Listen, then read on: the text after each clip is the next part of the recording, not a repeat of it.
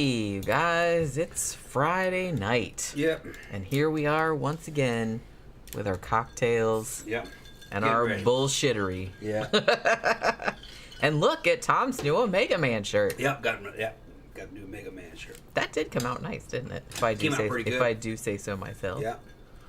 Yeah, it came out good. That's pretty cool. That's pretty cool.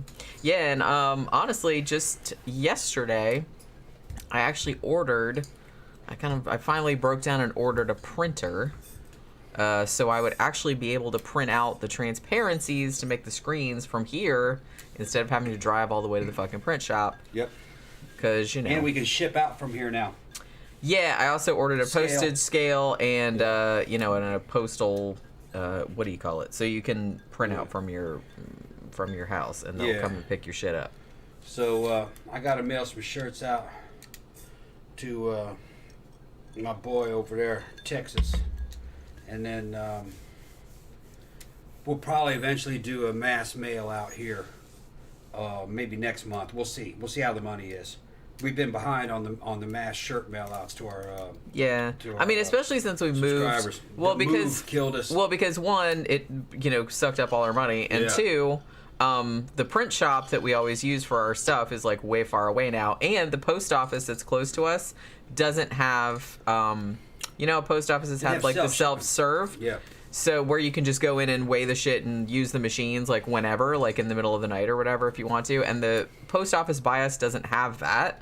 So it's kind of a pain in the ass to have to go and like wait in lines. And, like you have to go when it's open. You can't go like on Sunday or whatever. So it's a lot better that we got this new service. So I was like, you know what? I'm just going to break down and... run this shit like a business. We'll just do it from the house. And run the shit, yeah. So I got a good deal. Actually, I waited till Amazon Prime Day. And they had a good deal on a Hewlett-Packard printer, scanner, copier. And it came with 6 months free ink refills, which is good because the ink cartridges are like $40 to $60. But I got three of the new four new designs ready. I'll show them later on in the show when we got more people in here. They're just starting to show up now. But it's a Omega Man that you see here. I got Coralco Studios. And then I got Canon Studios done. And I'm just waiting on OCP Telecommunications from RoboCop. Got that. I'll probably have that in a couple days. Yeah, he was working on them last night. We have a lot of shirts in stock. We have a lot of sizes in stock. So we can do a mail out once. Well, I mean, I have to check what all I have in there. Right, we got to look. Because I have a bunch in the closet, but I don't remember like what all sizes we have. So I feel kind of female stuff. Yeah, I feel kind of bad because it's like, people that are, patrons and people that pay for stuff, it's like we always try to do like mail outs at least like a couple times a year, but because we got behind. Yeah, and like I said, it was kind of like fucked up. And like I said, just because the print shop was so far away now and it was a pain in the ass getting transparencies, and then it was like a pain in the ass to mail stuff out because the post office wasn't, all thing. But and the economy's bad for everybody. So super chats are kind of drying up. I had to fucking do both of those outside air conditioner units, and that was fucking $700 right there just to get those ready for the summer. Because I sure as hell can't live in this place without air conditioning. This big 2-story house would kill you in here. That's what I'm saying. So, it's like if this house didn't have air conditioning, I'd be like, bye. I'm moving to fucking Alaska. You'd be better off just living out in your backyard underneath a fucking tarp. I'll be hitchhiking up to fucking Maine or some shit. Somewhere cold. But yeah, so I'm kind of happy we got the new printer. I was actually able to print out the tickets for we're going to see the Temple of Mercy tomorrow night. Yeah. At Will's Pub, who is obviously a Sisters of Mercy cover band. Yeah.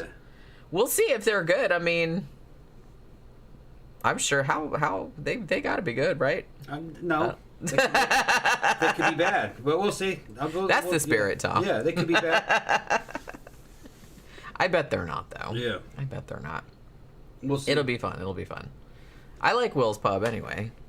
So yeah, that's tomorrow night. So I'm excited about that. And then today, like I said, we had a big day. I had to go buy some ink. You had to go to the DMV. Yeah, get my new driver's license. You had a new driver's license. I had to get my picture taken.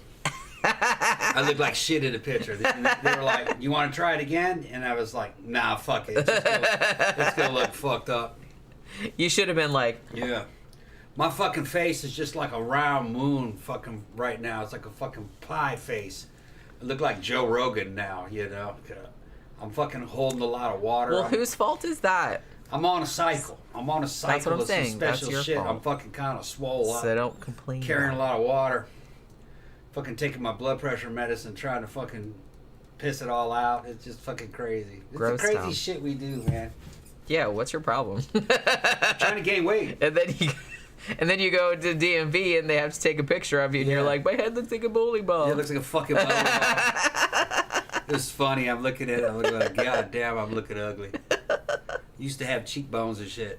Now I just look like a fucking pie. Look like a fucking apple pie. Fucking cut some slits in it. Ugly motherfucker. I'll give you $100 if you dress up like an apple pie for Halloween. Yeah. Just put like an apple pie on your Little face. fucking apple pie. With your little face in it. Oh my god, that would be so funny. It's going, man, I look like fucking Joe Rogan in that fucking picture. His fucking apple pie face. He looks like a fucking apple pie, too.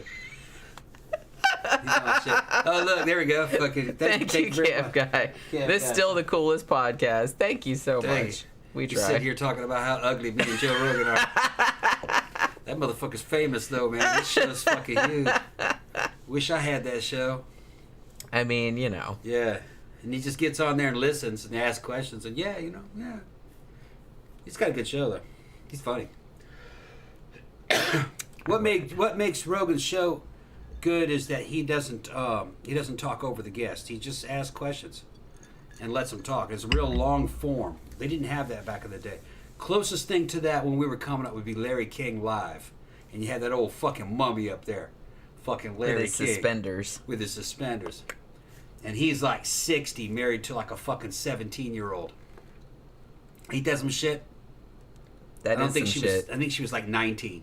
I was gonna say. Yeah, she was like 19. Let's not go with minors here. And he was like fucking 68, and she's like 19. She's probably like, please die soon, please die soon, please. Oh yeah, die I'm soon. sure she was having kids. I mean, with if him. I was her, that's what I'd She be was saying. having kids with him and everything. I think she fucking inherited a damn empire. I mean, he was, you know. Imagine that. It's not. He wasn't robbing the cradle. She was robbing the grave. Well, yeah, pretty much. Yeah. I mean, the thing about it though, it's like, in a way, kind of like good on him, because I wouldn't. I mean, yeah, they're probably like, yeah, I probably only have to put up with this fucking Dude, 6-7 codger for a few years, and then he'll croak, and then I can have all his shit. Yeah, but and they know. Those dudes know. Yeah, I know that. They know. But I'm just saying, if you can do, I don't know if I could do that, man. I don't know if I could. I mean, and no, I know I couldn't. It's been do a that. viable fucking mating strategy for females I know for I thousands of couldn't do years. that. They've been doing. Like that I shit. said, I admire chicks that can do that, because I don't think I could do it. It's like I could maybe, you know what? I don't even think I could put up with like a dude that old or like crotchety and like for fucking 10 minutes, much less like years and years. I don't know what he was really like. You never know. Maybe he was super cool. I don't know. I don't know that much about him, honestly. Remember old fucking big fine chunky Anna Nicole Smith? Yeah. Remember her? With her 96-year-old fucking billionaire boyfriend? Yeah, I remember She that. got married to him. And then they I totally love him. Yeah. Totally. He's in the wheelchair and shit. I totally love his money. She's It's giving like, him fucking titty dances and shit, fucking throwing him on his face. They got this shit on video. I'm not making it up. It was hilarious. No, I know. And he left everything to her, and his fucking family was fucking livid. Of course. And then he died.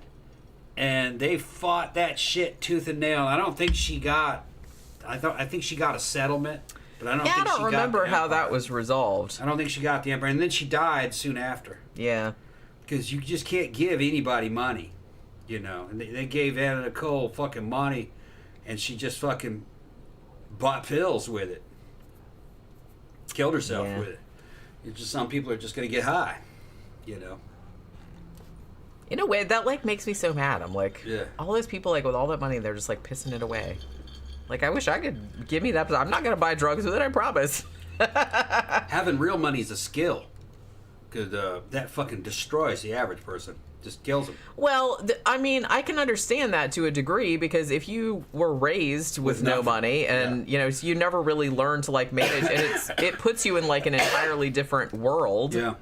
And especially if you grew up with nothing, and you're kind of like, you know, you had to pinch every penny, and now suddenly it seems like the money's endless. So I kind of feel like a lot of them, like you see this with, you know, people that are like lower middle class or whatever, and then they win the lottery. Yeah, and then like it only takes like a few years, and they've blown all of it. It's either gone or they're dead. Because I think, I mean, an amount of money that large, like I said, if I won $10 million, to me that might as well be infinite money. But it's not infinite money. No, I can spend that shit up. That's what I mean. If you don't watch it, you could easily spend that in a few years. Yeah. Like if you're just like, well, yeah, I don't care. You give me $1 million. Have a boat. Give me a car. Give me this and that. Give me $1 million. It'd be gone. I'll spend that in a week. That's what I mean. I'll buy a house and a couple of cars, and then it'd be gone. And then it'd be gone. Yep. So I kind of feel like I get that because, like, to me, like I said, even something like $1 million or $10 million to me might as well be infinite money. But in a way, too, I think it's better because I kind of grew up without any money, so I learned to live without a bunch of shit, and I don't really care about a bunch of shit. I don't want a boat. I don't want a plane. Yeah. I don't want gold-plated anything. I don't want, you know what I mean? A lot of stuff, I don't want it. My family, if you guys don't know maybe the story of my family kind of came and went. You know what I mean? It went up and down through the socioeconomic ladder. Okay? Fucking depending on what we were doing for a living. When fucking my family was in Brazil with that dental manufacturing facility, we made fucking several million a year. And, yeah, you actually lived the high life for several years. But that only went on for about 25 years. But y'all had a maid and everything, right? Yeah. Yeah, y'all had a maid. We had 3 of them. You had 3 maids. Yeah. See? And then... see, I don't know what that would be like. Yeah. Our house was an entire floor of a fucking Brazilian apartment building in São Paulo. Yeah, it was out in Guarulhos, was the fucking company that my stepdad owned. Fucking pissed me off that he lost that shit because I'd have got my hands on that crap and I'd have been better at it than he was. My stepdad was a dick. He's dead. I can say it now. That motherfucker was a dick. He was a dick. I knew him. Yeah, fucking dick. Imagine Max von Sydow, but he's a dick. He's like that. Don't besmirch the name of Max von Sydow. Max von Sydow is awesome. Yeah. But, I don't even want that association. Yeah. he made a lot of enemies, and they eventually came from him and took his empire. And Brazil's basically run by cartels. Cartel families. It's not drugs. It's just every business is owned by some kind of a fucking oligarch cartel fucking type person. And they own all the courts. They can get laws passed to fuck you over. Everything's corrupt and crooked. You Americans, and especially you Europeans, your shit is set on novice, all right? Brazil is set on expert, all right? Nothing makes sense. You have to think so far outside the box. You have to think like a criminal or you'll never survive. Because everything you do is illegal, including how you handle your money. You're exchanging money on the black market. You have to know parallel exchange rates. You got to do in several different kind of currencies. Because the government is a fucking machine to just steal. The Brazilian government, people talking shit about Bolsonaro because, oh yeah, Bolsonaro, he's addicted. No, he's not. They're calling him that because he's trying to fucking uproot a fucking deeply entrenched fucking crime cartel that controls Brazil. The function of the Brazilian government is to tell you no. Anything you want to do, they tell you no. Then you have to pay for some kind of license to get permission to do it. That's the purpose of the Brazilian government. Nothing to do with helping people. None of that's grift. And I'm talking about it's so bad you can't buy a box of tools or a set of tools because that's industrial fucking capability. Like the idea of going down to the store and buying a set of tools to fix your car, that doesn't exist in Brazil. That doesn't happen. That's under the control of some kind of dealerships and things that have special licenses to have those fucking tools. It's a joke. The whole thing's a joke. So our problems are nothing compared to fucking what Brazil's problems are. And I grew up in that. Towards the end of the dictatorship era of Brazil. And some people are scared of dictatorship. Oh, the dictatorship. Oh, dictatorship was an improvement for Brazil. Because before then it was just fucking chaos. And then it eventually improved into a fucking dictatorship because a dictatorship can function. What it was before that was just like Weimar Republic. There was no country, basically. And the dictatorship doesn't tell citizens what to do. It tells elected officials what to do. Because in that system, you elect an official, all he does is steal. He wants free money. He's not going to do his job. So the dictator fucking forces elected officials to do their job under fucking penalty of punishment. Because they won't under any other, they won't if they don't have a dictator there. They have to be told what to do. And it has to be done under a pain-pleasure principle. If you obey, you're rewarded. If you disobey, you're punished. Because you can't leave them to their own fucking devices. They'll do nothing. Or steal. Because they're too immoral. So things happen for a reason. And I still love Brazil. It's a fucking trip. And unless you've grown up there, you'll never understand it. Any Brazilians, every Brazilian I grew up with, the good ones, they're all here. Especially the girls. They're all here. And it's because their families evacuated them to safety. They sent them here to Florida. We were talking about money before. A camp guy said, my mother spent almost every cent she had in nursing homes, over $1 or $2 million, and she was broke when she died at age 90. Yeah. Best nursing homes over $10K a month. Yeah, they'll Man, I've had years where I didn't make $10K. Yep. I mean, the thing about it, I don't know. Like, when we were talking about Anna Nicole Smith and her super old husband. Yeah. I guess, was the argument to be made that he wasn't in his right mind when he willed all his money to her? So that was the argument. Because I don't know that much about it. Like, I know it happened, but I don't really know all the details. Yeah, okay. The family argued that he was too old to know what he was doing. And that's what I figured. That she came in and fucking basically tricked him into this marriage and everything. But people that knew that old man said, oh no, he knew exactly what he was doing. He hated his family. All right? Well, see, that's what I mean. It's just kind of, as long as they have all their mental faculties, then I think their will should be valid. I mean, He said he hated his family. His family just basically used him up for money. And he liked Anna because she was fun and had big old titties. All right. Yeah, he's like, that's all he meant. She was fun, had big old titties, and she was funny, and she was dumb. Anna was dumb as shit. Okay, but she was entertaining. Being dumb has nothing to do with being likable. Fucking, I've known a lot of dumb fucking motherfuckers that are just likable. I'd do shit for them other than over a smart person. A highly intelligent people that I knew that fucking ended up getting fucking big degrees and shit. Some of them I grew up with, they're not likable. I wouldn't trust them either, a lot of them. But then you some dumb dude, you know what I mean, who works at the auto store, fucking, you know what I mean, or fucking works at the auto shop, he'll do anything for you. Totally loyal, like a dog, But he means it, and give you the shirt off his back, he's got nothing. So just, but just dumb. But that doesn't mean he's a bad person or unlikable. A lot of times, that's the thing about a lot of women. They go to these universities. They think it's going to give them better mate selection when they get out. No, guys will take a dumb girl who's pretty and who's fun and likable over kind of a girl who's making a lot of money, but she's just kind of mediocre. I don't think that they'll take that. I don't think that that's why women go to universities. No, actually, I didn't say that. You read into to get better. Well, that's what it sounded like you were implying. Oh no, I know a lot of girls that went to the Ivy League and they thought that they would make them real popular with guys, and it didn't. Guys don't care about that. Yeah, I know they don't. Well, most people know that. Yeah. So I'm just saying that if they do that, they're just doing it for their own edification. Yeah. They're not doing it for some a lot of those girls dumbass that have man. Those fucking high power. The dumbass man. Whatever. They're chasing dick. Okay. Fucking a lot of those girls would end up being in the same situation as a lot of those real high-earning Chinese and Japanese girls. They have to import a boyfriend because a Japanese guy won't go out with a woman that makes more than him because they're going to feel cucked out. Like they feel they're not a man. Oh, yeah. I don't understand it. Not a man. Yeah, like, oh, yeah. She makes more money. What does she need me for? It's that kind of deal. She's like, you're right, we don't. Yeah, they want to get married, though. Yeah.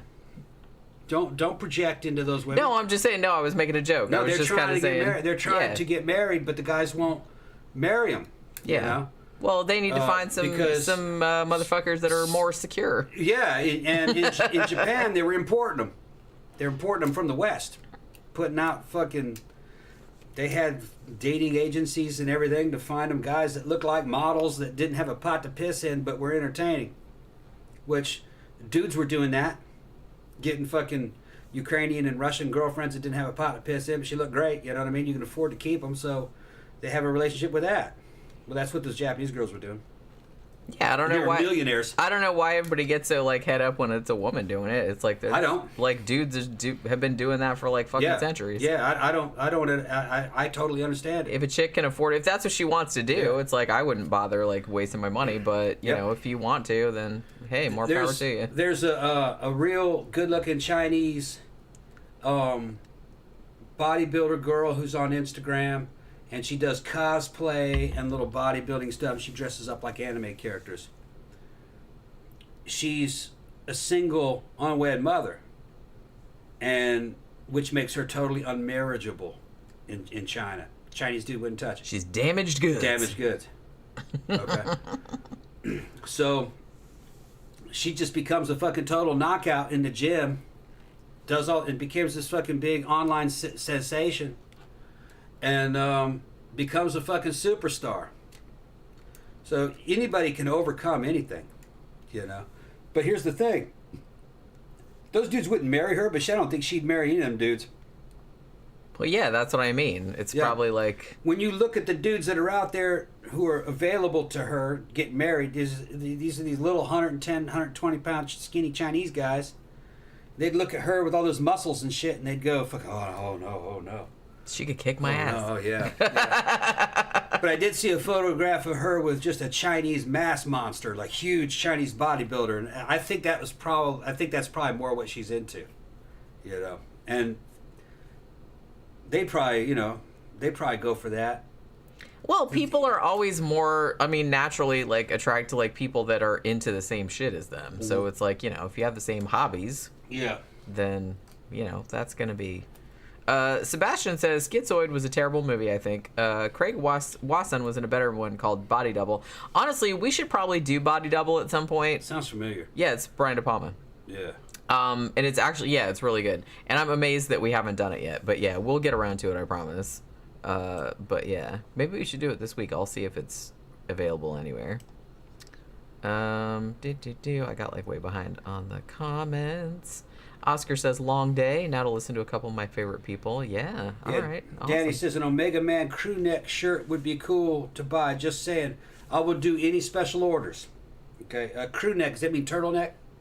No. What does that mean? Crew neck is like that. No, that's a boat neck.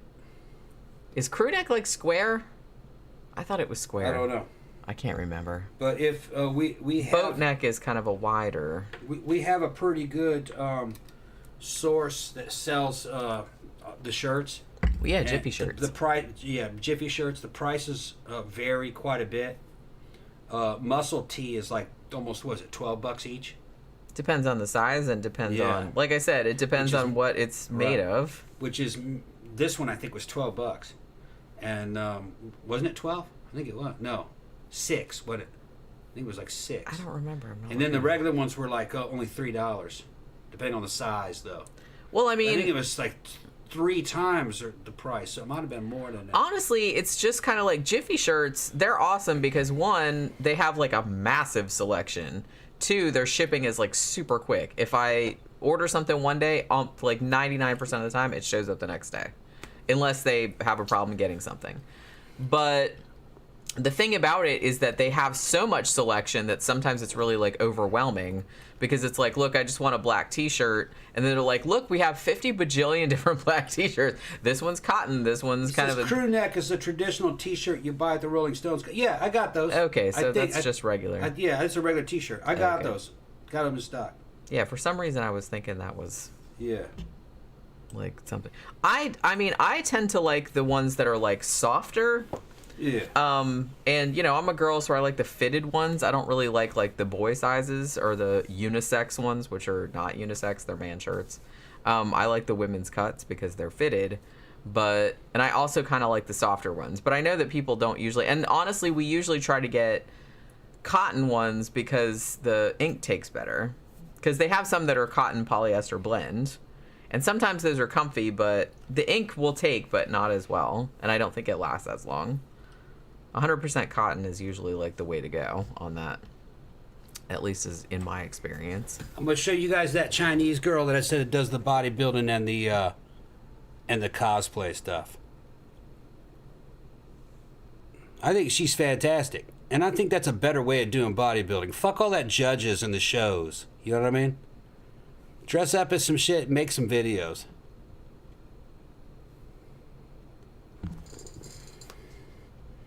But her name is Yuan Herong. That's the name. I'm trying to get it to focus on there. You can see it right there. But she posts some really cool shit.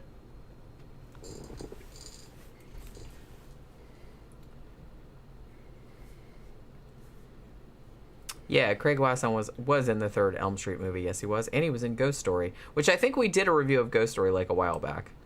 It was actually, I actually kind of like that movie, but man, did they take a lot out of the book. I understand why they did, because the book is like fucking hella long, and they had to take out a bunch of plot threads, but I think they did a good adaptation.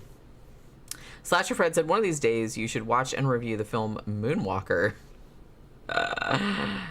Maybe we should.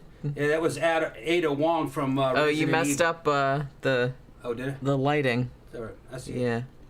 Look at it's all fucked up. There you go. It'll no, it's not. Why do you do this?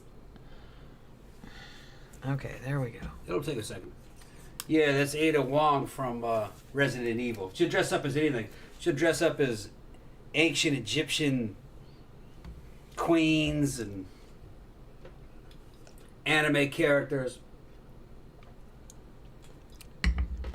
Camp Guy said, I'm basically just sitting around in my tidy whities all day trying to stay cool right now. Some days I have to change 2 or 3 times.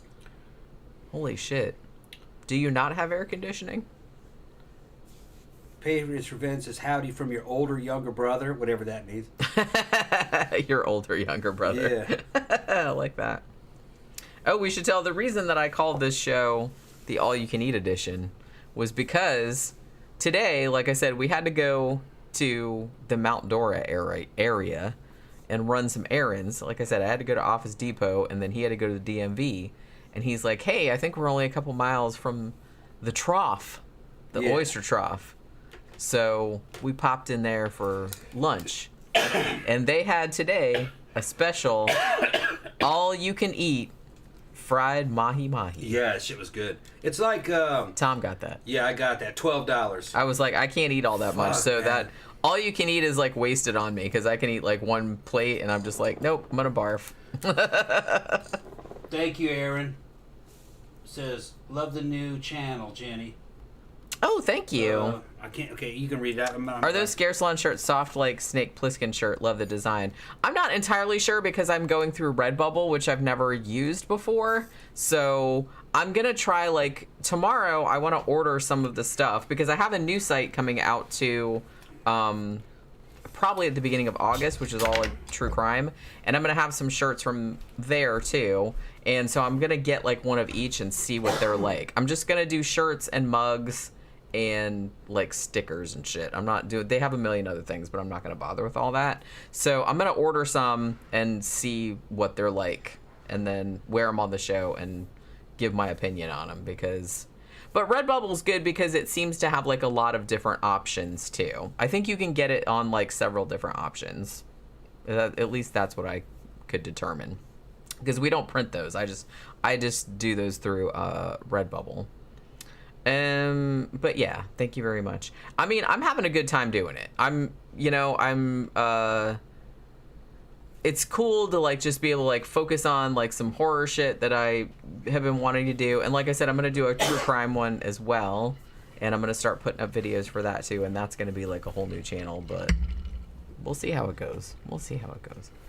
Aaron says, awesome. Let me know on one of the next shows. Oh, I definitely will. Yeah, because I want to order some of the shirts for myself so I can wear them on the shows and see how they come out. I'm kind of still dicking around with the designs, you know, because I'm not sure how they're going to look like when I fucking print the shit. So, Murder Hornet said, if you don't have AC here, you die. I mean, pretty much here as well. I don't think I would like not having AC here. But yeah, so Tom gets all you can eat mahi mahi. He did good. He ate a basket of the fried mahi mahi and a thing of French fries, and then he got like another serving. Which, how many more pieces was it? Four pieces? Oh yeah, they would have kept feeding me, but it's like fish and chips. Just like British fish and chips, except it's mahi tuna. No, mahi's not tuna. Isn't that tuna? No, ahi is tuna. Ahi is tuna. Mahi is a different thing. That's not tuna. It has a texture like tuna, though. Yeah. It's kind of more solid. I don't want to say dry, but more of a meaty type texture. It's not really light and flaky. I mean, what was it, like $12.99? It was like all you can eat. We see the trough. Which is not bad. The trough, you guys can fucking Google it. It's called TROFF. Yeah, the trough or the oyster trough. The oyster trough. It looks like a dump, but it's like a dump. It does on the outside. But it's not. It's just an old building on the inside. It's nice. And see, when I was at the Oasis, at the biker bar, I asked them. I says, "Where do you get seafood around here, like oysters?" And they just looked at me like I was fucking crazy. The trough. Duh. Yeah, and I says, "The trough," and they says, "Yeah, you go to the trough." And I was like, "How are the prices?" And they were like, "You go in there and you get the specials, and it's going to be the market price, and then what they're trying to get rid of." So sometimes, and they were baiting me. There's sometimes you can get all you can eat deep fried oysters for $20, big ones, so like that. And I was like, oh, with the lemon butter and everything. Well, for fucking $20, oh shit, man, I could eat deep fried oysters. Yeah, Tom could demolish that. I could fucking demolish oysters. So I went down there to go see it, and it is kind of a biker hangout. There's motorcycles there, fucking during motorcycle days and hours. There's gonna be Harleys and stuff out there. It's like a bar. Yeah, they got a full bar. It's like yeah, it's TVs. on the water, so it looks like you're on the beach, but it's not. That's a lake, I think. And so it's got like a big, huge lake behind it, boats, and it's bright in there. It's not dark like a bar, but it's bright, kind of like a beach bar. A lot of glass. It's very Florida. Very Florida. Very Florida, very how would I say I don't want to say white trash. I'm just saying it's country. Kind of country. I mean, it's kind of white trash, but not in a derogatory Not a derogatory way, in a good way. It's kind of I don't want to say it's in a rough part of town. It's in the old part of town. Little bitty houses. It's just old 50s looking, It's like you're at the beach. Yeah, I think all those houses around there are from the 50s and 60s. Yeah. I mean, because they look a lot like my grandmother's house where I grew up, and some houses where I grew up in Daytona, and they were usually built in the 50s and 60s. And they don't look like a house you'd live in. They look like a house that you'd buy to go to the lake. But they are. People are living in them. You just got little concrete houses. Little concrete houses. Concrete block. So the trough is about high quality and value. It's good food, real good. It's cooked well. And you're buying, they do have a set menu, and that's good too. I've had stuff off that menu. But I prefer to just go in there and ask the waitress what it is they're trying to get rid of, what their specials are. And today was that mahi, and that shit was good. Yeah, man, he was just sitting there. He had like tartar sauce on the side of his mouth the whole time. He's like, French fries. The French fries were fucking perfect. And just bring it in a basket, you know. And you had the malt vinegar, fucking lemon, fresh tartar sauce. They made that tartar sauce. That's not. Yeah, that's one of their things. They make their own tartar sauce too. And everything is fucking battered right there, and it's regulars. They they come up and shake your hand. Thank you for coming. Well, and I noticed that, I mean, we got there kind of early, so there wasn't that many people there, but the people that came in, I noticed that the woman that was the waitress, her name was Brandy, by the way, I saw it on the thing. Yeah. She knew everyone's name. She's like, hey, Charlie, like when they came in. So she knew everybody that came in there. Yeah. So it's like repeat customers. I've been all over the United States, been in fucking several different continents. I'm a trained cook, among other things. You know what I mean? Kind of like fucking. I could have been a special forces guy on a fucking battleship along with this other dude who was a fucking New Orleans cook during a movie called Under Siege. I could have been that, but I'm not that. Anyway, you know what I'm talking about. Imagine if that motherfucker showed up. Seagal. You know, we need a cardboard cutout of Steven Seagal. Put that bitch right there. But in his like current fat days, we need a cardboard cutout of him sitting. Yeah, sitting his fat ass down. That would be so funny. So maybe now that maybe I can make one. So I'm gonna make one. I was excuse me. I was trying to think of what that meal would have cost me in downtown New York last time I was there, like in 2012. That fish, especially with the extra servings that I got, they would have charged $100 for that easily in New York. Especially in that motif. Like if you go to New York and tried to bring a Florida beach restaurant to New York where you had it, where everything looked fucking authentic and everything, they would pay a lot of money to go to that. Would they, or would they just be like, fuck this? No, they'd pay a lot of money to go to that. They paid money to go to that. Because in Boston, there was a restaurant in fucking Harvard Square Davis Square, called Red Bones. And Red Bones was a Southern restaurant. They paid a shit ton of money to go to a Southern restaurant. And I used to go there all the time. It was good food, but it wasn't that authentic. But they had hush puppies in there, pulled pork, catfish, and they tried to make it like a Southern motif in there, like a restaurant with a saloon or a bar on it. It was very popular in the late 90s, mid to late 90s, that place. Well, that was a long time ago. So. Yeah, but in those days, they spent a lot of money to go to those places. Hush puppies, yeah, you know, they were fucking collard greens. It was a thing. Did they have fried green tomatoes? They had fried green tomatoes, yeah. Okay. Yeah. They had all kinds of different hot sauces and stuff that you wouldn't really have in the South, but, you know, they thought it was Southern. Good beer. I mean, I mean, as much as I was kind of into, like, all-you-can-eat mahi-mahi for, like, $12.99, I'm like, wow, that's a good deal, but the thing about it is that it's just kind of like every time we go to Koi Wan, which is all-you-can-eat, you know, Chinese buffet, I'm just kind of like, in a way, I kind of feel like it's because I can't really eat that much, like, in one sitting. So I was like, as much as I would like to have that, I'm not going to get that. So what I got was they have a really nice, like, fish sandwich. They'll put, like, a big fucking plank of, like, fish on the bread, and it has, like, nice tomatoes, and it comes with fries and everything. And I was like, well, I got that one time, but I made the mistake of getting it fried, which was delicious, but I couldn't finish it, and then I felt kind of ill afterwards. Yeah. So today I got it broiled, and it was perfect. It was just enough food that I felt full, but not like I was going to heft. You know what I mean? Like, that I was going to hurl afterward. So that was good. Yeah. I love fried food, but fried food does not love me back. It adds a lot of calories and a lot of mass. Does not love me back. You can't eat as much of it. Every time we go, because every now and then we'll get, like, a wild hair, and we'll be like, let's go to, like, Red Lobster or something like that. We'll go to Red Lobster, and it's like... shit, But and it's like... and it's decent. Like, if you want... Because there's not, like, a lot of seafood options, you know, close by. Or there wasn't, like, back where we used to live. There is now. There is now, because we live kind of, like, by the water. We're out in the country. That's here. And there's by the country. But, So, I'd go to, like, Red Lobster, and it's like... And it would be really good, but then, like, as soon as I'd finish eating, I'm like, oh, man. I think I'm gonna barf. Because it's just, like, all fried. Even when I tried to get stuff that wasn't fried...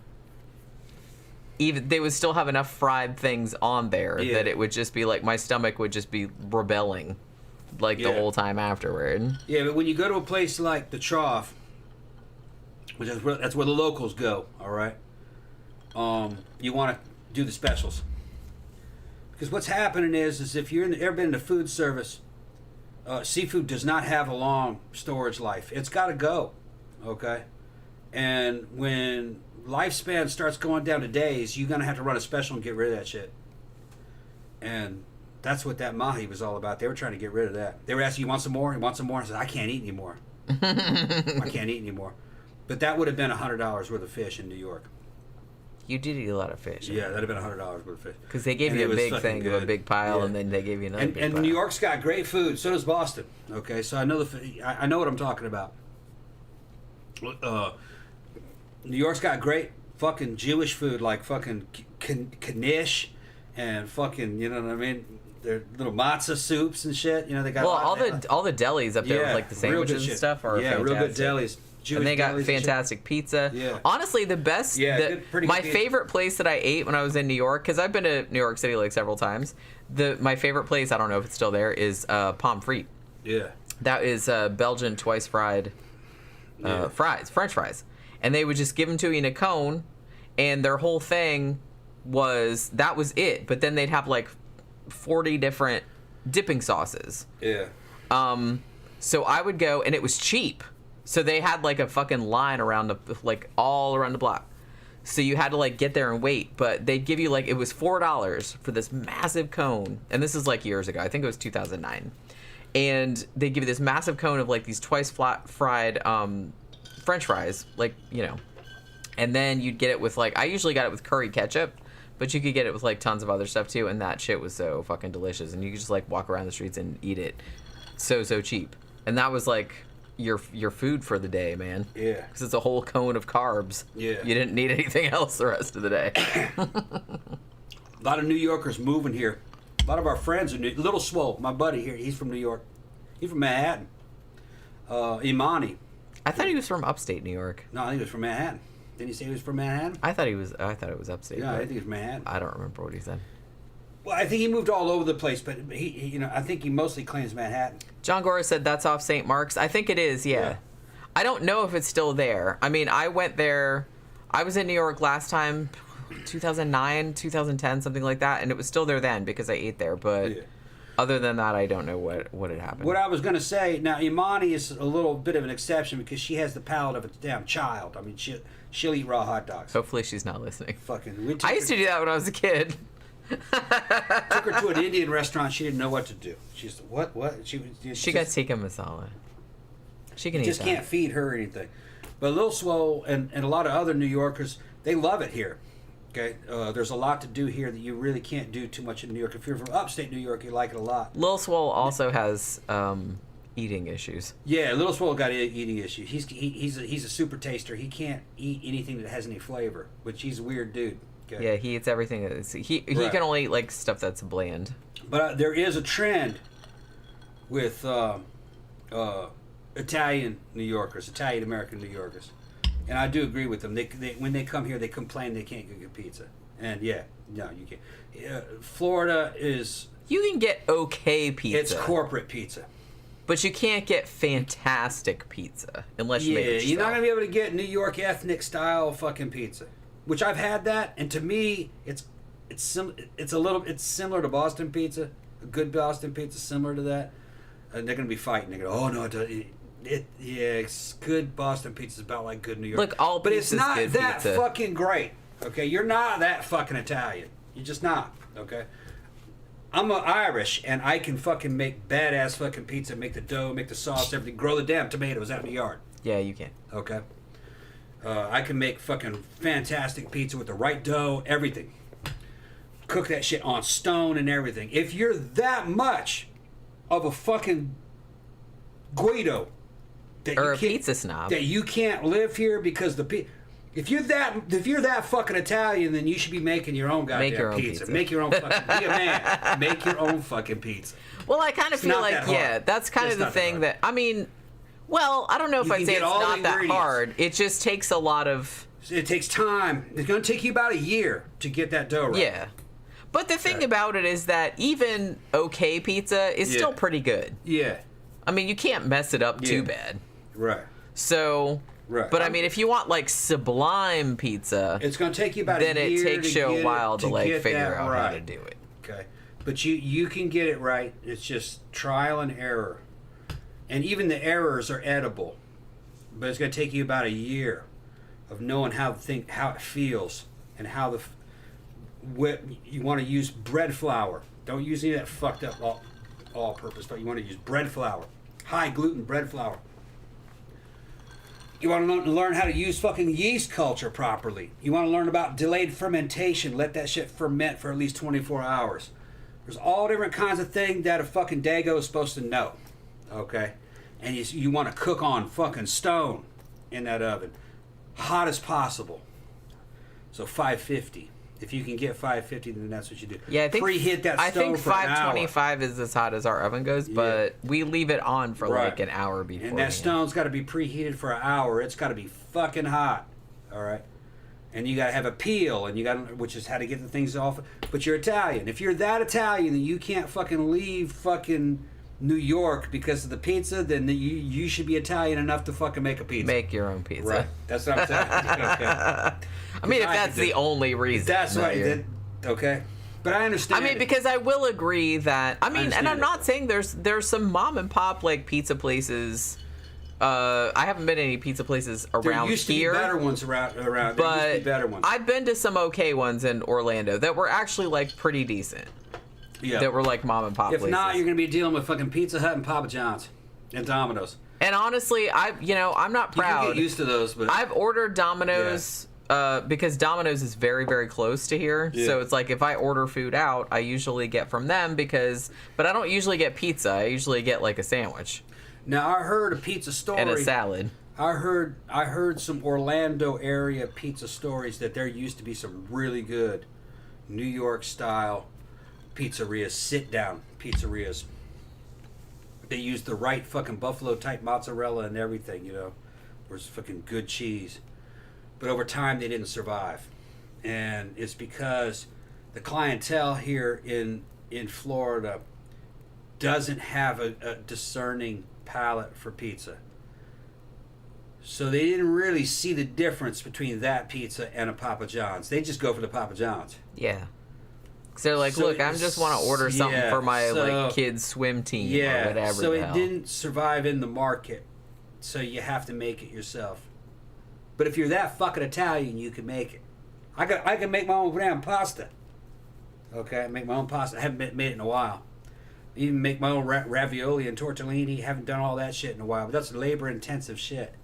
I was watching this one girl because, like I said, I got for whatever reason, I got like super obsessed with these few channels that do these kind of like budget challenges and stuff. And one thing that a lot of them do is that if they're trying to eat they're like, okay, we're gonna eat for $15 a week from the dollar store or whatever. Yeah.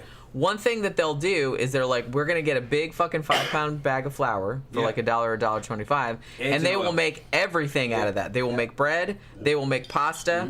Actually, the one girl that I watch, I think she's called That Lisa Dawn, and she even makes. She has what's the pasta called that has? It's like kind of like a little long thing like that has like little ridges on it. She has like a little. She has like a little maker for that. Yeah, so she even has like the little rod. She like cuts it out into little squares and like puts it on there and does a little bit and then like throws them all in the pot and stuff like that. So like I mean, obviously dried pasta is pretty cheap to buy, but they're like, if you're really, really wanting to save money, you can buy a 5-pound bag of flour and you can make a lot of pasta with that. Flour, eggs, oil. There it is. Just throw it on a table. Yeah. And that's your noodles. Yeah, I mean, you can. Knead it up. Yeah, and she usually makes her own spaghetti as well. Yeah. Hang it up, let it dry a little bit. Yeah. And there's some pasta presses you can go through. It's a little thing you can put in there, and you can get whatever. We have one of those someplace. I got 2. That's right, because I gave you one year for Christmas. You can make sheets of it to do lasagna, or you can fucking change the spacing of the blades to make fettuccine or linguine or fucking angel hair. You can do everything. If you want to put spinach water in it, you can make it green. Tomato water to make it red. There's a bunch of different stuff you can do. Or spinach water. I feel like they make spinach pasta as well. That's what I said, spinach water. I thought you said tomato water twice. I said spinach water and then tomato water. Danny Rolling said rigatoni. Yeah, it might be rigatoni. But it's like a little thing. It's like this wooden, it's nice. I don't remember where she said she got it, but it's like this little like wooden block that has all these like raised little spikes on it, and then she has like a little rod, and she cuts the dough into little squares, and then she rolls it around the rod and then rolls it across the thing, and it makes little... And then she'll freeze it until, like, she needs to use it. But, yeah. She's like, man, if you're... Yeah, it takes some time, but it's super cheap. And you can make, like, a lot of... And obviously you can make your own bread, too. And now I feel like that one bread recipe that you don't even need to, like, knead it or, like, anything like that went around TikTok and Instagram and everything like that, like a super easy... Yeah. I feel like it was almost... Was it like a soda bread? I don't know. Sly's in there. What's up, Sly? Rigatoni is a large tube. Yeah, this was kind of like a little... Like about the size of your pinky, like a tube. And then it had like ridges around it. I don't remember if it was rigatoni or not. Brace versus said, slow down, I'm writing this down.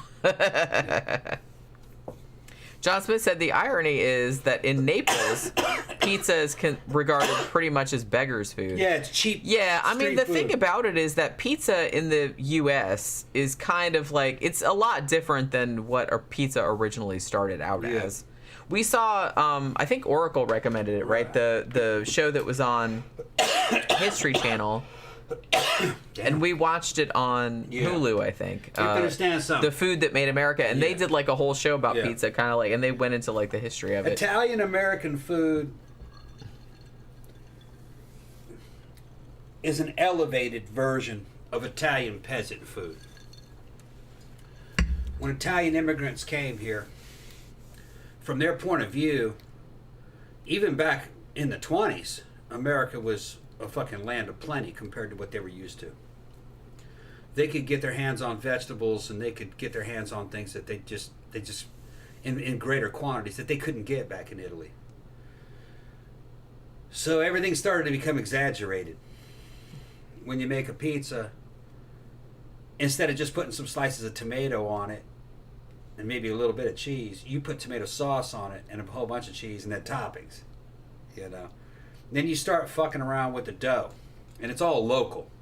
Chicago pizza, New York pizza, you know, they all had different... Yeah, Chicago kind of makes more like pizza casserole. Yeah. Although I'm not hating, I like that too. I'm just... They were having deep It's all dish. good. Chicago was deep dish. It's all good. And then there was pizza pie, which had an upper crust and a lower crust. Yeah. And there's even That's a also Detroit good. pizza. That's also good. Detroit pizza square, cooked in fucking cast iron, in Also metal good. pan. Pretty much all pizza's good. So there's a bunch of different versions of Italian American pizza, and it's all based on location. And those Italians would fight over who had the better versions. They're all good. They're all just their own different interpretations of that. There's no need to fight. Yeah. It's all delicious. Back in Italy, pizza was more kind of like what we would call focaccia. Yeah. So it was more like that. Yeah. Which is just bread with some seasoning and... Which is also good. Maybe some tomatoes, maybe some cheese, and it's just kind of... I like focaccia also. Like focaccia, really. But here, especially during the fucking 20s, during the roaring 20s, when Italians really started to make money because the industry started to pick up, and then you had bootlegging, and there was... You know, you don't want to say, well, they were all gangsters. No, they all wished they were gangsters, but fucking... But there started to be a lot more money and more status in the Italian community, Italian-American community. Well, they started to exaggerate that damn food, where pizza evolved into a fucking meal. A meal for a whole fucking family. Fuck it. It's a meal for an extended family. Like Thanksgiving dinner. You know, it was like that. That's what level you're talking about. Please tell me somebody somewhere has made a Thanksgiving dinner picca. Yeah, it should have been. I'll be very disappointed if I find out that nobody has thought of that. Yeah. Now, I traced it back through food lore. Me being a fucking great student of food history. Pizza was made famous by gangsters. Pretty much, yeah. Yeah. It really did help. Yeah. Because you had a situation where the newspapers wanted to talk about fucking Scarface. What's his name? All I can think of is Al Pacino. No. Al Capone. And they would go on and they would talk about Al Capone. Everybody knew he was a fucking bootlegger, but they couldn't really say that in the newspaper. They're trying to do a puff piece on Al Capone. Here he is at this Italian constantly talking this about exotic food. Hanging out in this exotic Italian restaurant where only Italians hung out. He ate this exotic food called pizza. Which is hilarious, but it really was... Right, only they knew about it. Like a century ago. Yeah. That's a century ago, literally. Yeah. Right. And pizza was like some big exotic Italian thing that like other people didn't eat. And then they would do an interview with Al Capone about pizza, and he would go, "Oh yeah, Chicago pizza is the best pizza. Fuck New York and their pizza. Who's got the best pizza? Yeah, fuck New York and their pizza. That's fucking weak sauce pizza.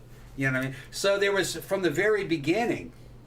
Fucking rivalry between these cities about which, like I said, is ridiculous because it's all good. Yeah. It's all good. People just want to fight. Well, about I think they were shit. I think they were playing around. Well, yeah, people just want to fight about stupid shit. They were just playing around. I'm just like, look, it's all good.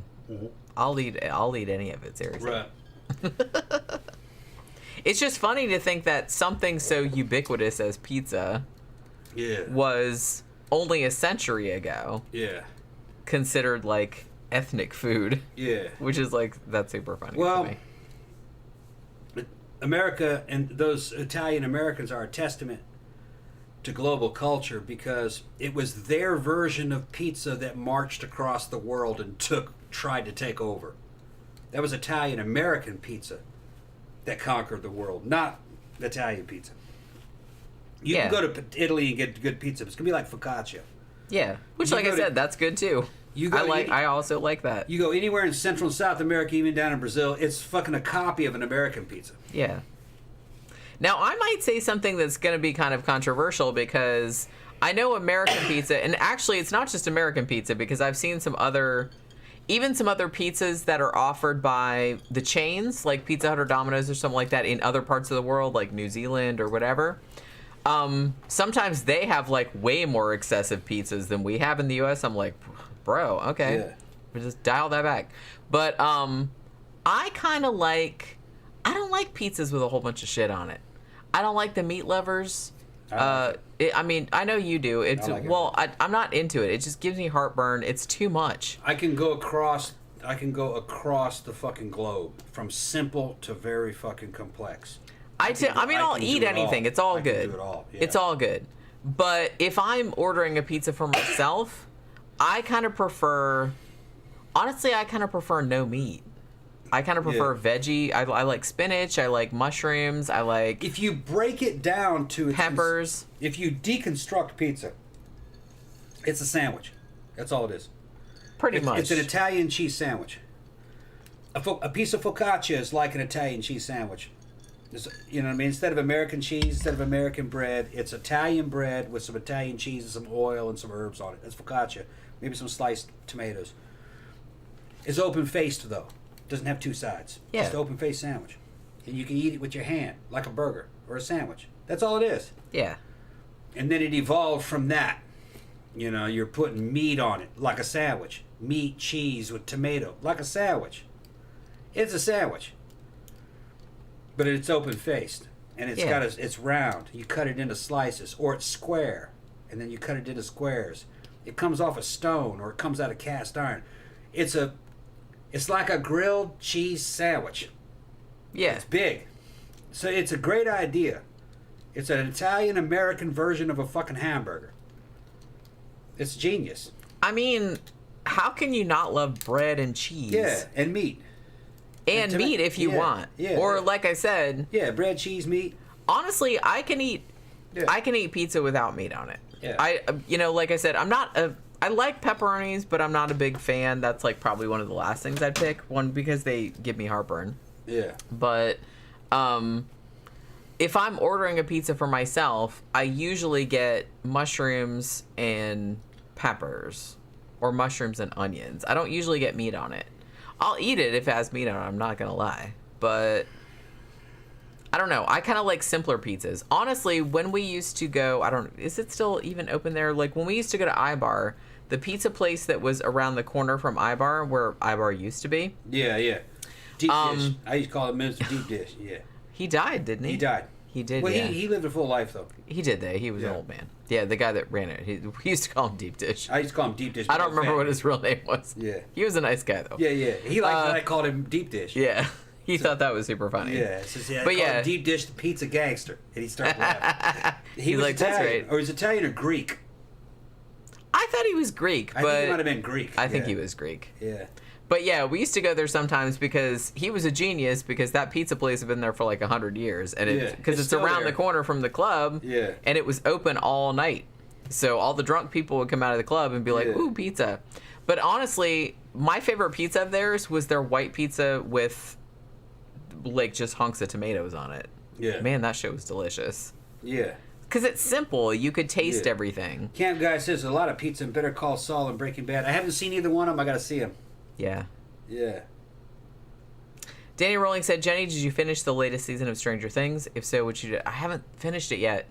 Seriously, I watched the first 4 episodes, and I keep meaning to get back to it, and I just haven't had time to. So don't tell me what happened. Stashfield's talking about Al Capone's vault. Yeah, we talked. We mentioned that. Yeah, Geraldo doing it. Geraldo, yeah. John Gora said, nothing like cold pizza and hot coffee for breakfast. I mean, cold pizza is just so good. Honestly, a cold pizza is good, and you know what is even better than that? Cold fried chicken. Now they're in there talking about how good anchovies are. I've heard that, man, but and they say you can't fight the anchovies. You just have to roll with it. It's a certain flavor that makes all pizza taste better. But man, I just can't bring myself to do it. Well, didn't come up with it. The weird thing about anchovies, I don't think I've ever, at least knowingly, eaten a pizza that had anchovies on it. But you eat anchovies all the time without knowing about it because a lot of salad dressings have anchovies in it. That's why they always like tell you, hey, if you're a vegan, then you have to look at the ingredients because it might have anchovies in there. I'm not averse to anchovies. I love fish. I love pretty much anything that comes out of the ocean. Within reason, I will eat it. But I don't know, it's just not something that I usually think of as a pizza topping. Like I said, if I'm getting a pizza, I usually like something with minimal toppings, and the toppings are usually vegetables. Like I said, usually I love mushrooms on pizza. I like hunks of tomato. I like minimal sauce. I'm not really, unless the sauce is sweeter. Because like I said, if the sauce is acidic, heartburn. So I have to get like sweeter sauce. I like a little bit less sauce, lots of cheese, maybe big hunks of tomatoes. I like bell peppers, and I like mushrooms. I also like pineapple on there, but I can have that or not. It's not my favorite. And I'll eat it with meat on it, but I don't know. This whole meat lovers thing, I can't deal with that. It's too much. It's too much. I can't taste each thing. I like to be able to taste each thing. I don't know. I'm weird like that. I've been like that since I was a kid. It's just kind of like, even when I was a kid, people would be like, hey, let's put gravy on the shit. I'm like, don't put gravy on the shit. I just want to I want to taste the shit. I don't want to taste the gravy. You know what I mean? I don't like too many things going on. I don't like too many things going on. Slash Fred says, if you guys ever see that movie Return of the Killer Tomatoes, they had a pizza place in that movie. Honestly, we still haven't done Attack of the Killer Tomatoes. One of these days, maybe we should do like a twofer of both of those. Because I haven't seen Return of the Killer Tomatoes in a long time. Victor says cold chicken for the win. Oh my god. Cold fried chicken. I mean, hot fried chicken is good too. But, man, cold fried chicken, it's so much better because it's all like congealed and it's not messy. Man, it's good. Cold fried chicken is so good. I like hot fried chicken with fucking waffles and the fucking... Well, that's good too. And maple syrup. That's good too. And butter. That's good too. Yeah. But I'm just saying that as far as cold foods go, like, foods that are also good hot, but that you can eat for breakfast the next day when you're perhaps hungover. Yeah. Cold pizza is good. Cold fried chicken, I would argue, is better. Depending on where the pizza came from. And depending on where the chicken came from. But I really do like cold fried chicken. And honestly, like Publix, they've got your back on this because they will sell you hot fried chicken in the deli. And then in this little deli case over here, they got cold fried chicken, like tenders and stuff like that, which are delicious. So they know what they're doing. Victor says he's not sure if he likes the seafood or the tartar sauce. You got to come to a good place, man. You would have liked it today over at the Trough with that all-you-could-eat mahi, fucking fish and chips, and that's homemade tartar sauce. And they were giving it in big old buckets. And I was thinking to myself, this isn't too unhealthy for my diet. But then I'm looking at those fucking buckets of tartar sauce that they're giving me. I go, yeah, it's about 1,000 calories. It probably is. I didn't. Well, you went through like two, and you were trying to give me your tartar sauce, and I'm like, dude, they gave me one thing of tartar sauce. I'm like, I didn't even finish that. They're handing out that scoops of tartar sauce like it's a fucking scoop of ice cream. Cause look, I like tartar sauce. I do, but I like a little bit of tartar sauce.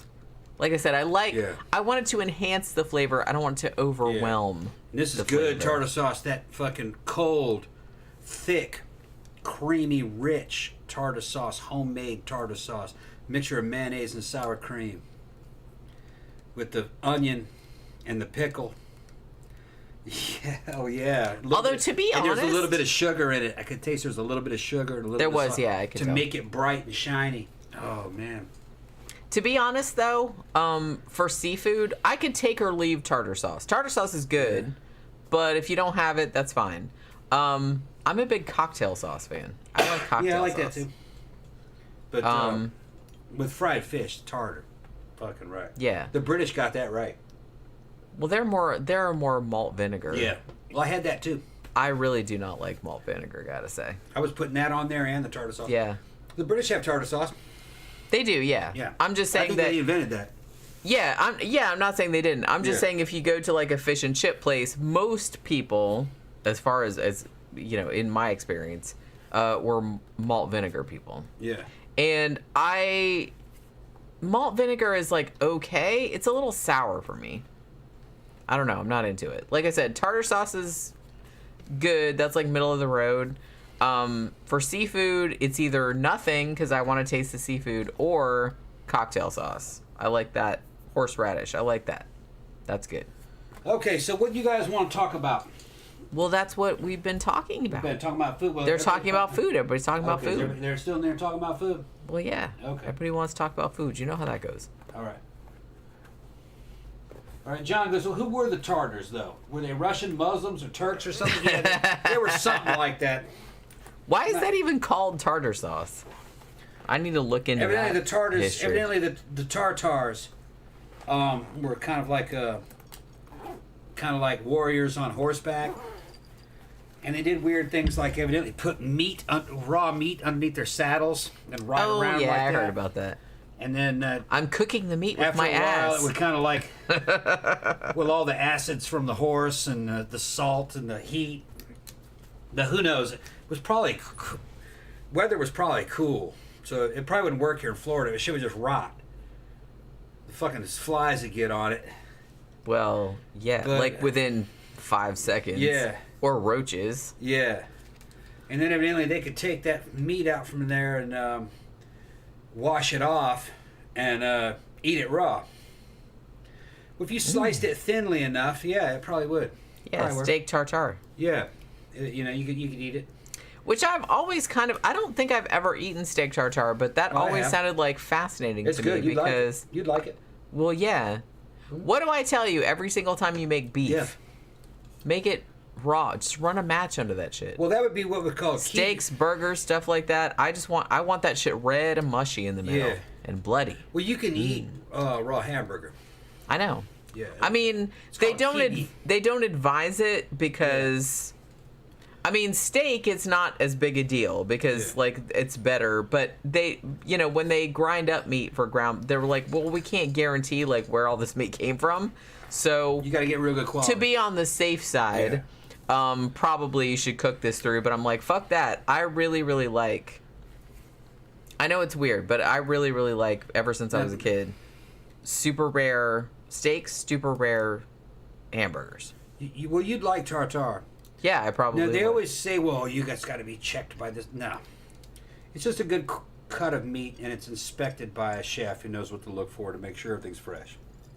And that there aren't any parasites in it. And it has to be cut the right way to make it nice to chew. And I had to do some research to see what it is, but I can make it for you. It's not that big of a deal. Now, ooh, maybe you should. Yeah, it's gotta be cut kind of thin. Now some people will like you eat it with vinaigrettes, where the vinegar itself kind of chemically cooks it after you. Yeah, I've heard that. Dip it in there, you know. I don't know. Flavor. It's mostly texture. I mean, it'd be chewy.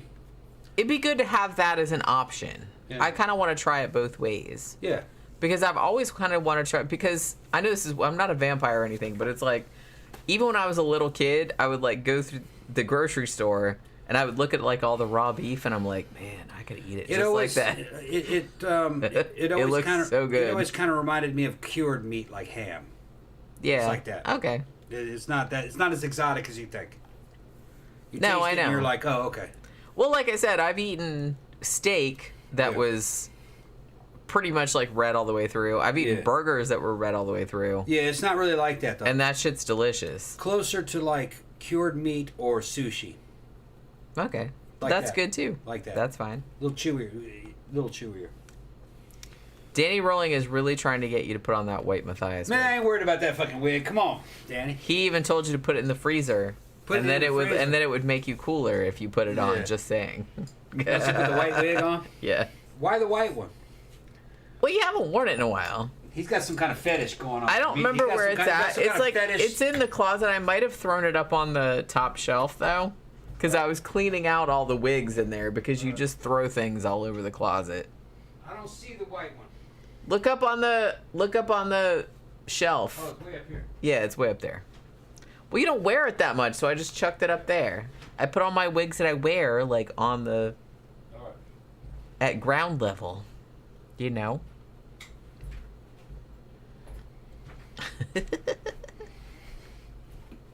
Spaghetti pizza, says Sly. Ah, fuck that. I don't think I've ever had spaghetti pizza. Come on.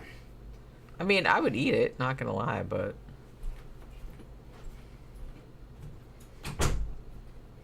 All right.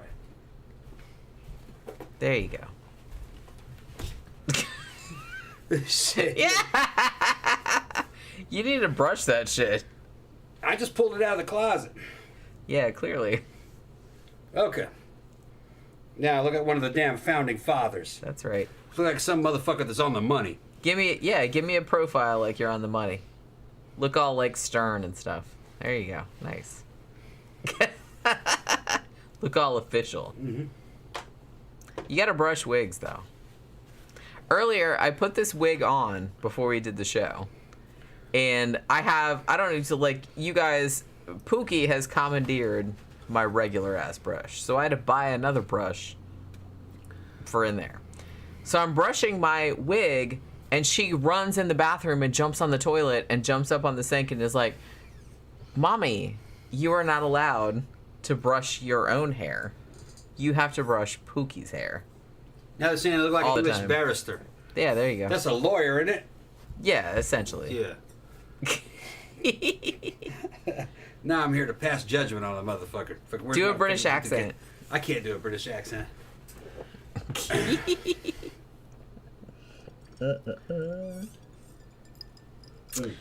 Gramthars has some ideas for us to talk about.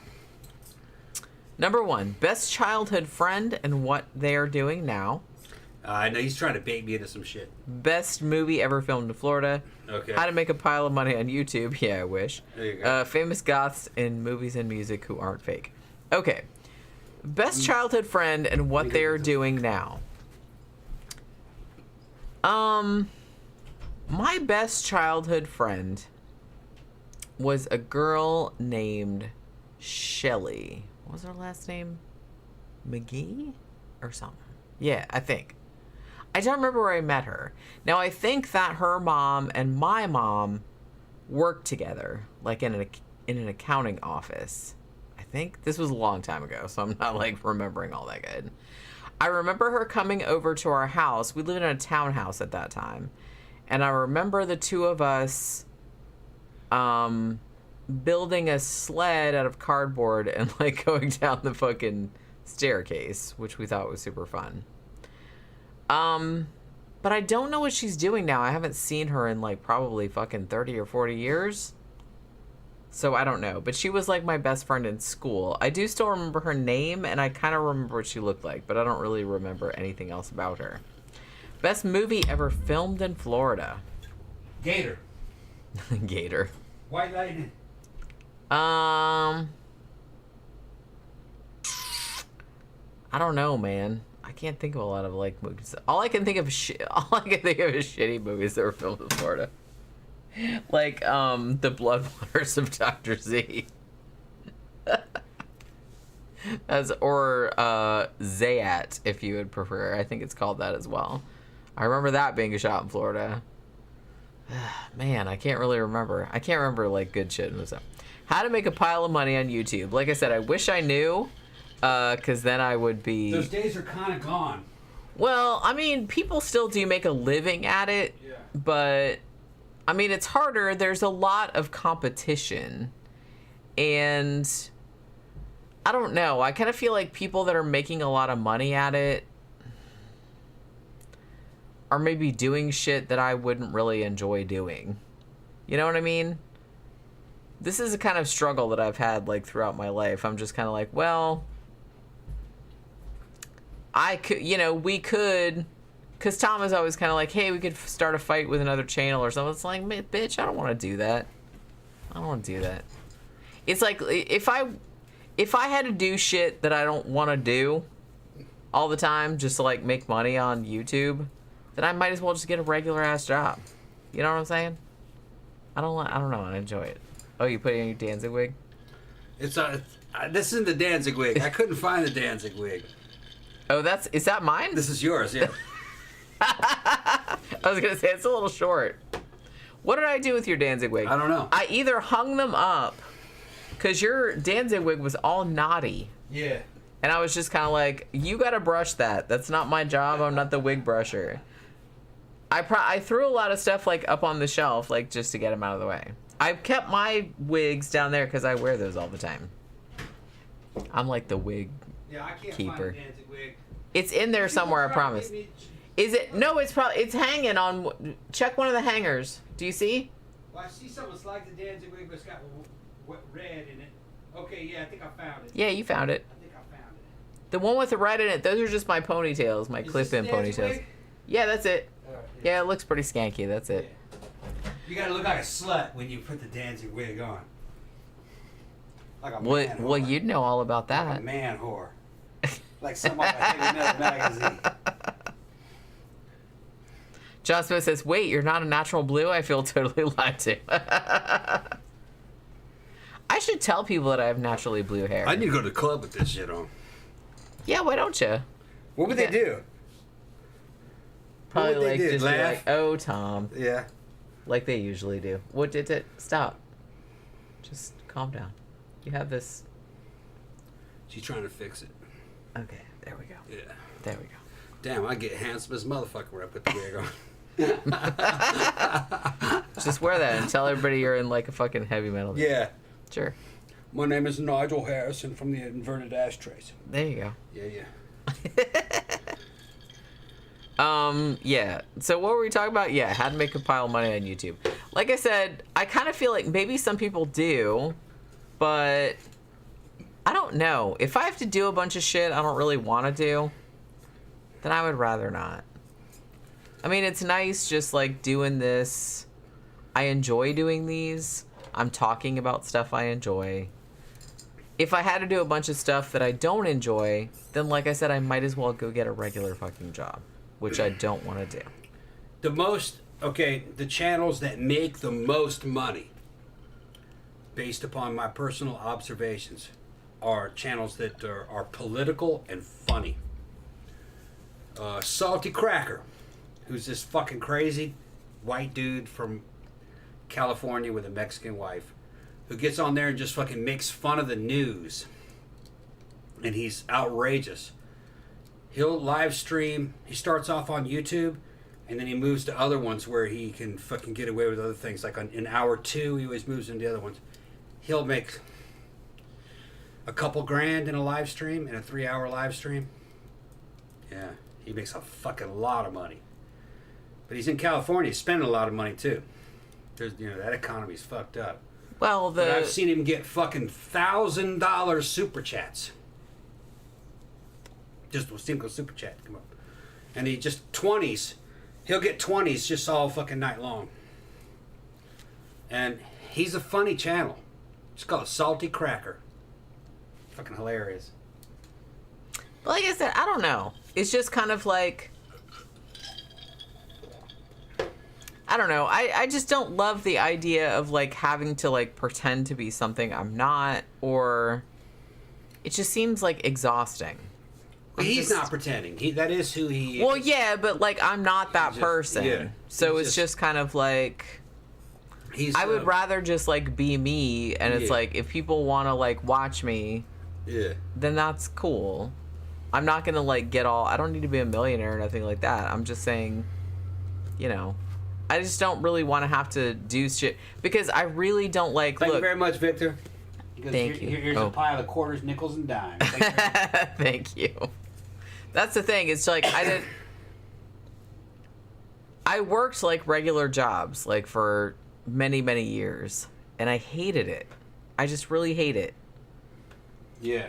And honestly, if I could just like talk to you guys and just like put up videos about shit that I like. Yeah. And can make a living at it, then that's cool. Aaron says, I'm gone for 30 minutes and Tom's in a wig. And I'm fucking handsome. I'm beautiful as a motherfucker. Yeah. You leave, I'm ugly. You come back, I'm fucking gorgeous. That's how that shit fucking works. You should probably wear that all the time. Although you should probably comb it. It'd be like Fabio. It's like Fabio now. Fabio. Fuck. I cannot believe it's not butter. I'm gonna show you that MST sketch that they did about Fabio. Well, they did a Fabio kit. It came with the wig and like a chest plate. Yeah. And like some other shit. Fabio. It was so fucking funny. Yeah. I don't even remember what episode People are saying funny shit in here. Fucking Cab Guy knows what's up. Says, I don't even like Sticks that much because it's just regular old politics. Sticks is an intelligent guy, but he can get boring. But I like him. I like his paranormal stuff too. Tim Pool also makes mad bank, and he's a fucking milquetoast fence sitter. We know that because he doesn't want to lose his channel. But he's actually a very good source of commentary on the news and decent analysis on general topics. There's some specialized topics. I'll recommend it. The Duran,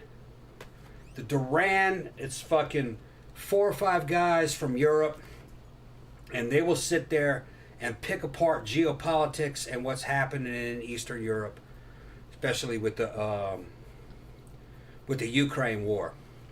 And their fucking track record of predicting the future has been fucking great. You want to check out the Duran.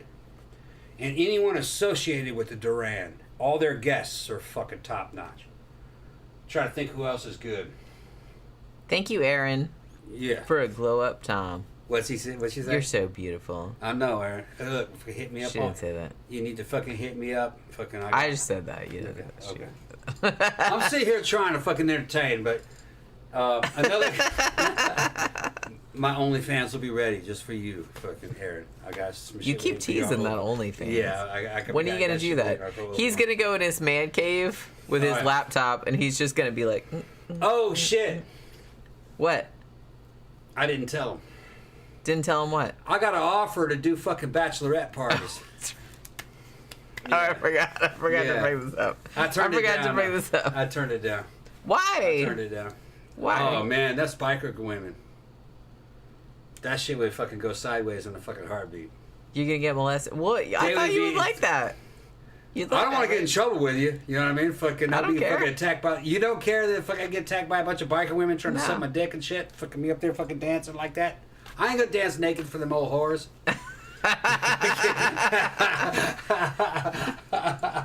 Anyway, somebody at the Oasis. Yeah. Is having a bachelorette party at the castle, allegedly. Well, it was. They tried to hire him as a dancer. Yeah, it's one of the bartenders. She's a stripper. She's an ex-stripper. She tried to. That was Amy. Amy says, "Fucking, I got a gig for you at fucking, we got my friends having a bachelorette party and I'm gonna put you at the top of the billing. Fucking come." And fucking, she was gonna offer me $300.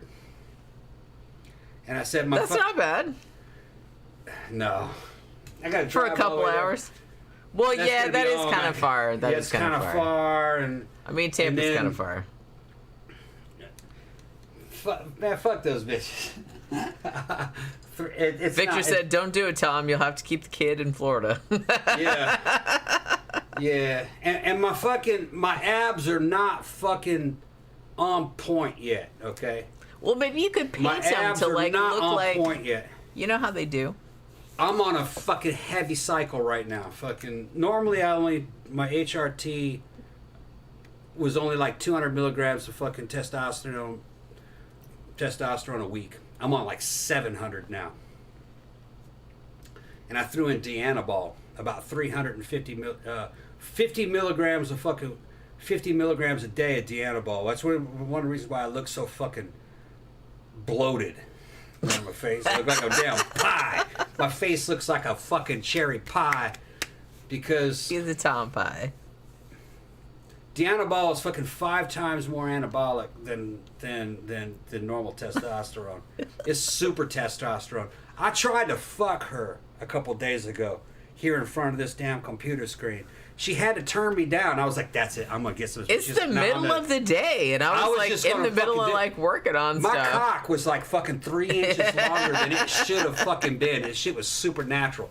It was poking out of the fucking jeans. I'm like, I'm gonna get some of this pussy. I was like, and dude. She's like, no, I'm busy. I'm like, oh, it's like, dude, it's the middle of the workday. I know. Fucking what are you doing? There's women out there that would pay. And you were chewing gum in my face. Oh yeah, I was chewing gum and being bad. It was right after we got done. Stole my gum? Yeah, it was right after we got done fucking doing a video.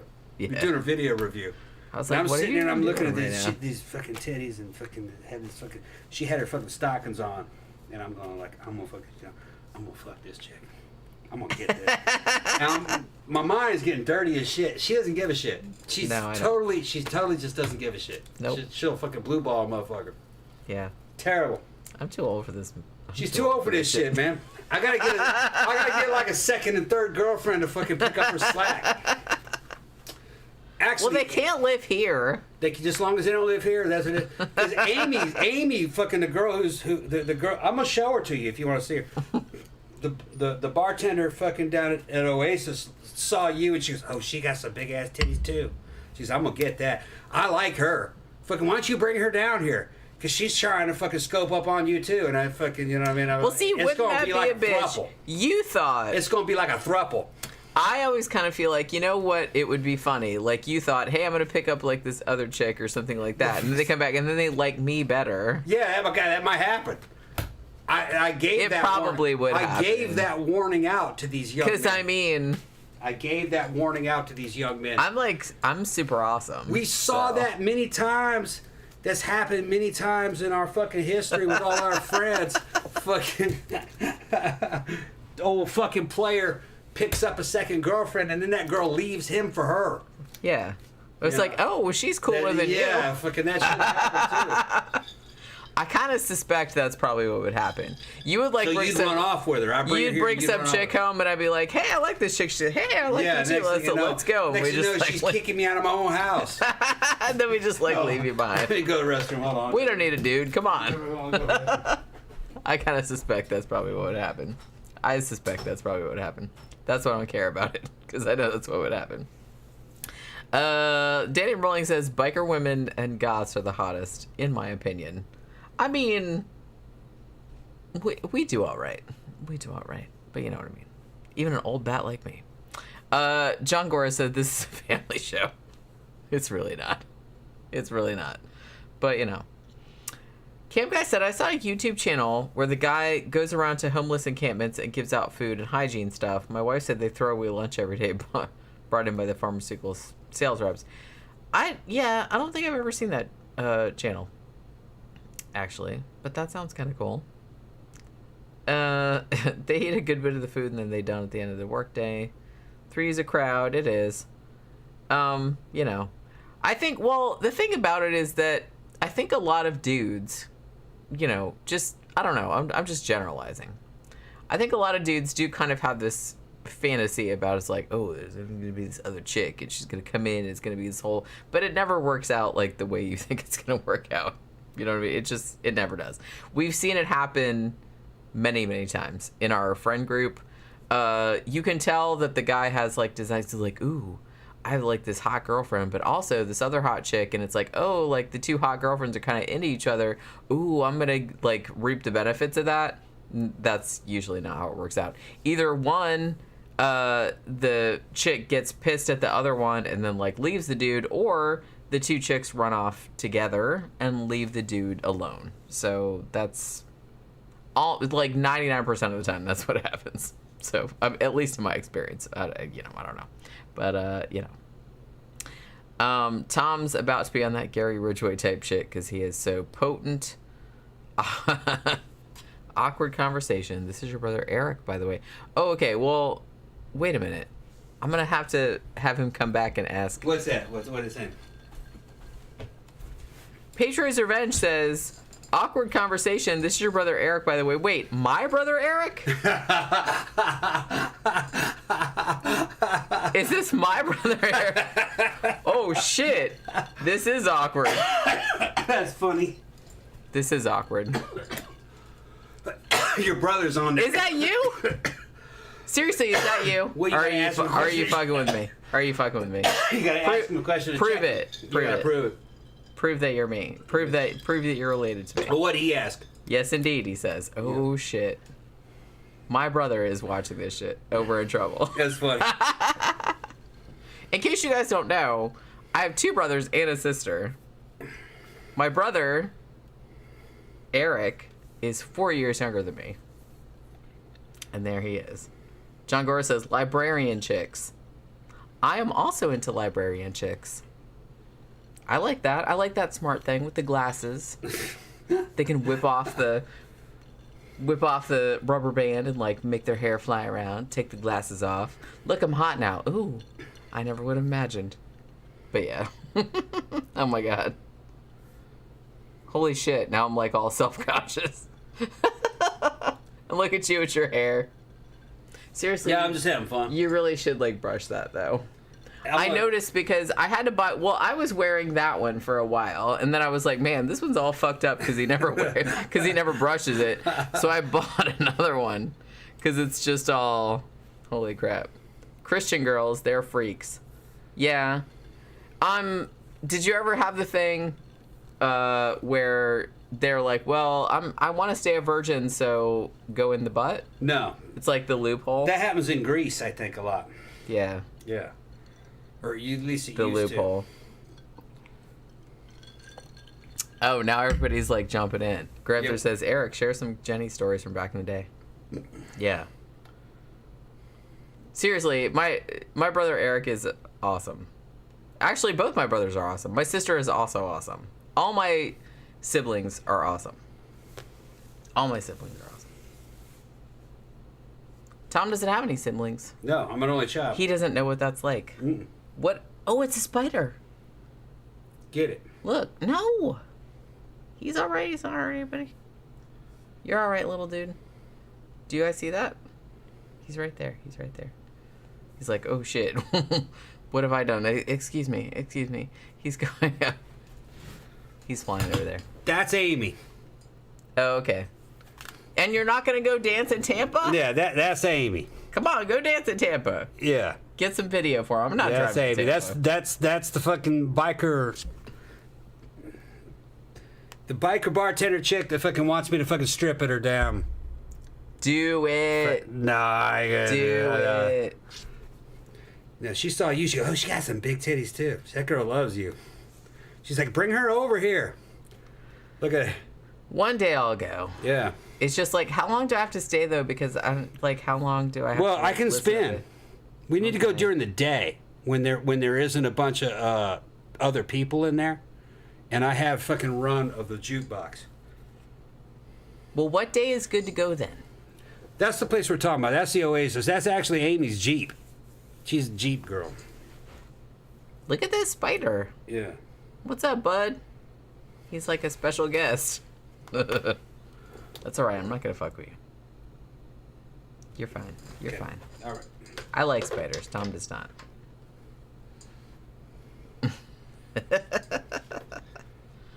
Tammy says, yep, I see the spider. Okay, that's good. Then I'm not crazy. Yeah, there's a spider. He's right here. He's very, very small. Or he or she. I don't know. But he's doing the thing.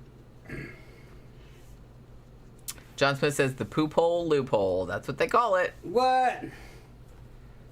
You don't know about that? Yeah, the poop. Yeah, I've heard of it. The loophole.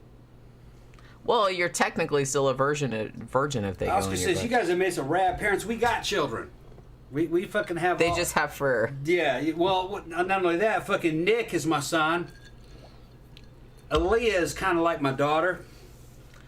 We like adopt wayward. We adopt these goth children. Yeah. As well as like furry kitties. Yeah. But I told you guys about the whole dream that I had about Pookie, right? Yeah. Go ahead and tell. Go ahead and tell. I dreamed that she could talk. Yeah. Which wasn't even... Well, the funny thing about the dream was that wasn't even the most amazing thing. Of like, oh my god, Pookie can talk. I mean, she does talk, but like not in English. Yeah. But I was like amazed at the fact that she said, Daddy has a mustache. What the fuck? And I was like, oh my god, she's so smart. And it was like, but you don't have a mustache though. That's fucking funny. And I think even my dream you didn't have a mustache. So I'm like, what the fuck am I even talking about? But I don't know. It's like, it's fucking weird. You know what she did earlier? She, I had I bought the new printer, like I mentioned at the beginning of the show. And so it came in this big box. And so I took all the shit out of the box, and then I put it in the living room, like by the garbage can. And Pookie comes in to get Tom. And she's like yelling, hey, hey, hey, hey, hey. And Tom's like, what? What do you want? And she's like, come on.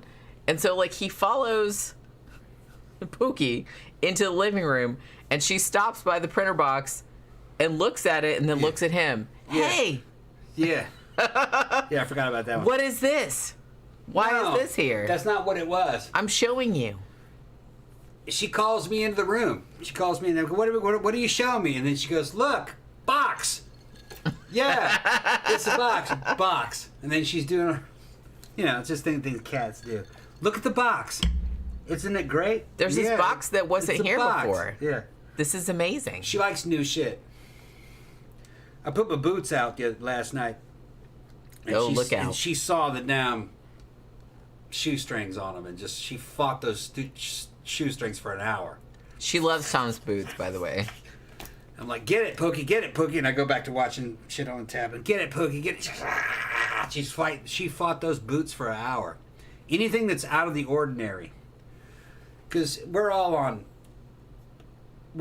schedules, you know what I mean? We all kind of do routines. Yeah. If you got to break the routine, and then she fucking goes ape shit. She's like, she doesn't it's different like it. now. Like I did laundry in the middle of the night and poured it out on her inside the man cave, and she just thought that shit was great because it was not on the bed. She loves laundry, by the way. Yeah, during normal laundry hours. She runs in and she's like, pour it on me. Yeah. Pour it on me. Yeah, and then she'll sit there in the pile. She knows it's coming, and I'll have the hamper filled with hot, steaming fucking clothes and pour it on her, and she's going, ah! She loves her little head pooks out. Yeah, and then like a little head will come out. I'll fucking cover her head back up like that, and she's like, ah! Yeah, she loves being inside a pile of clothes. Yeah, she's weird like that. But yeah, she definitely, that's kind of how, like, I get up she jumped up on my chest at like 6 this morning. Yeah. Because you were sleeping in your man cave because you have a cold and you were coughing all night. I fell asleep at 10 and I slept all the way through until 6:15, which is a big deal because usually I wake up at 2 and at 4 to go to the bathroom. But I didn't. I woke up at 6 and then I was kind of like, I kind of got back in bed, but then I was like, fuck it. It's daylight. I'm getting up. And at that point, like, Pookie was still in her bowl and she was just kind of like, what, you're up? Well, shit. Because usually as soon as I get up and go in the bathroom, she's like, oh, it's breakfast time. And she'll, like, toddle over and, like, sit by the plate where I put her food out. And then she'll just sit there very patiently. Where's my can? Where's my wet food? You know, so she'll do that. But, you know. You all right? Yeah. Alcohol. Yeah, I'm fighting it.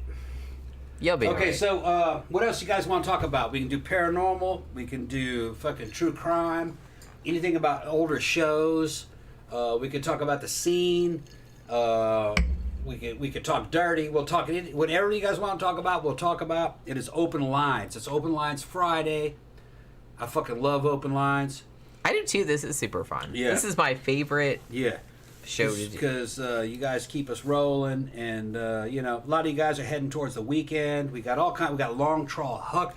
We got long trawl haul huckers. Truckers listening and everything. They're wishing that they were fucking drinking with us, but you got to fucking carry that big rig across the fucking rolling road with the fucking dotted lines and getting that white line fever. I know how it is.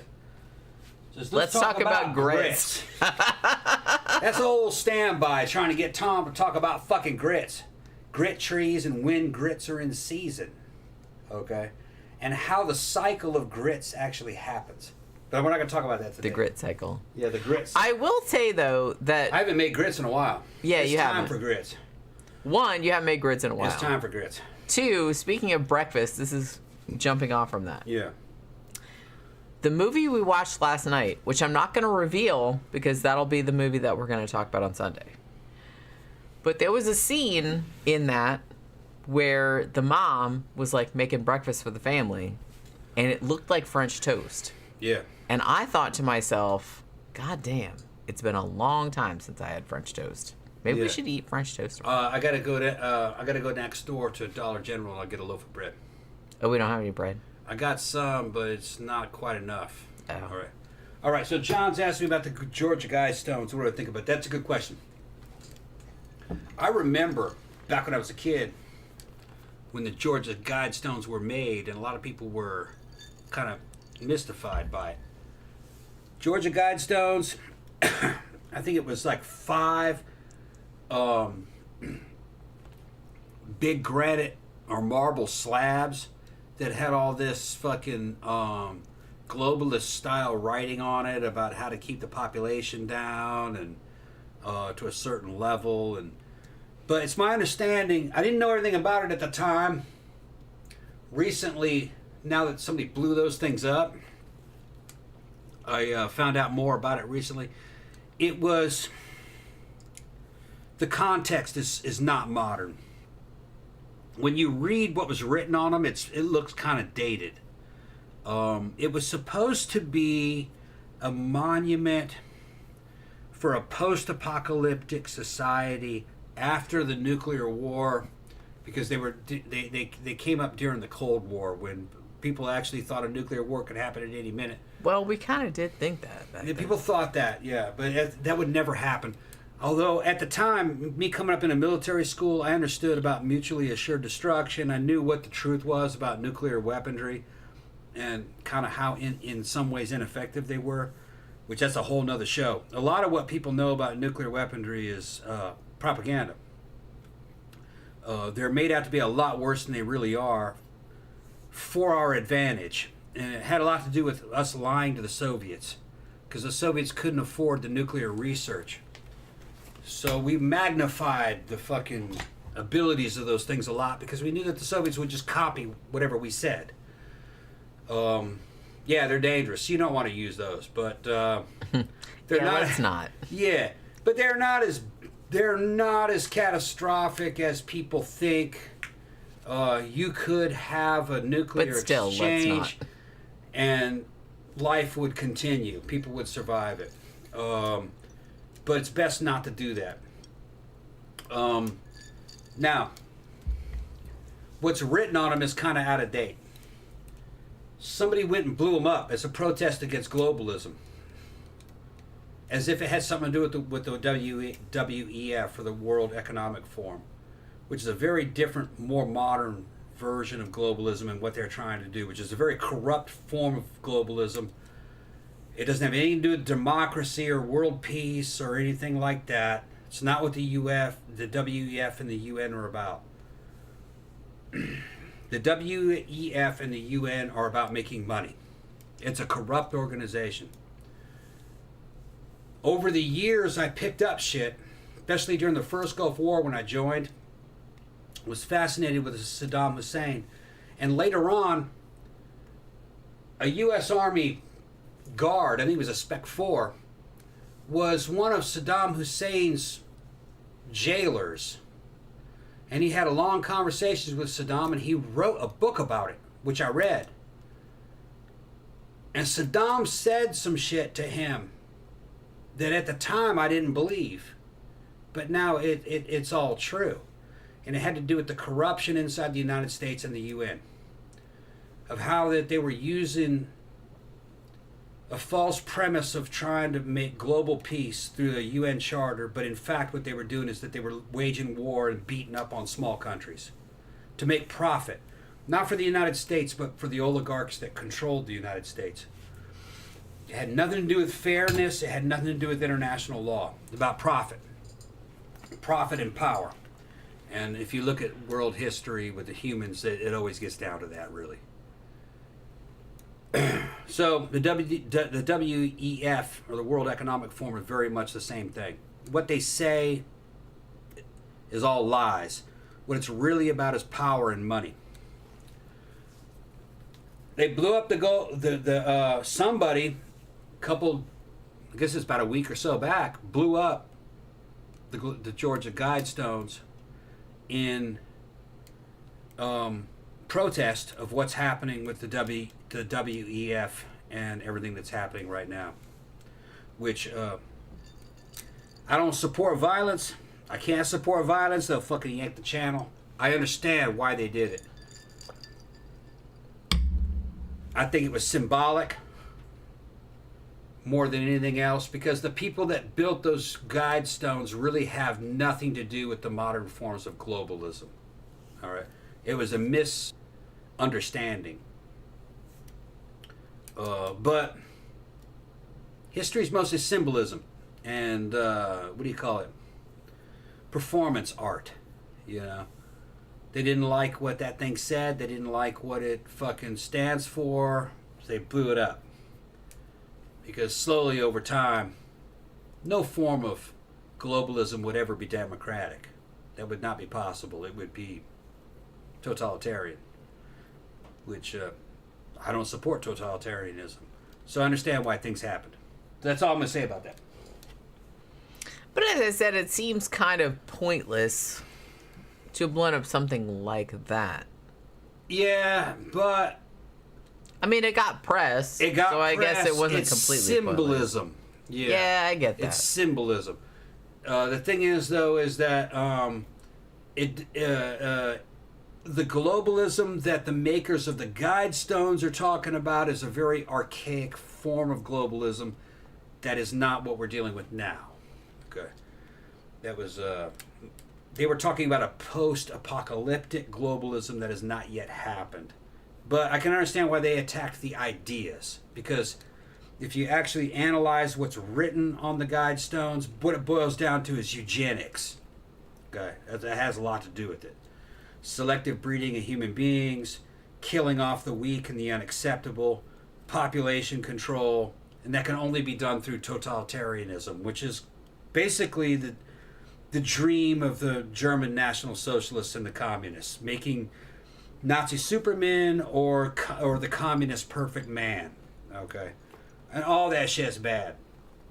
Governments can't be trusted with that kind of power because they're corrupt. The more powerful a government is, the more corrupt it's going to get.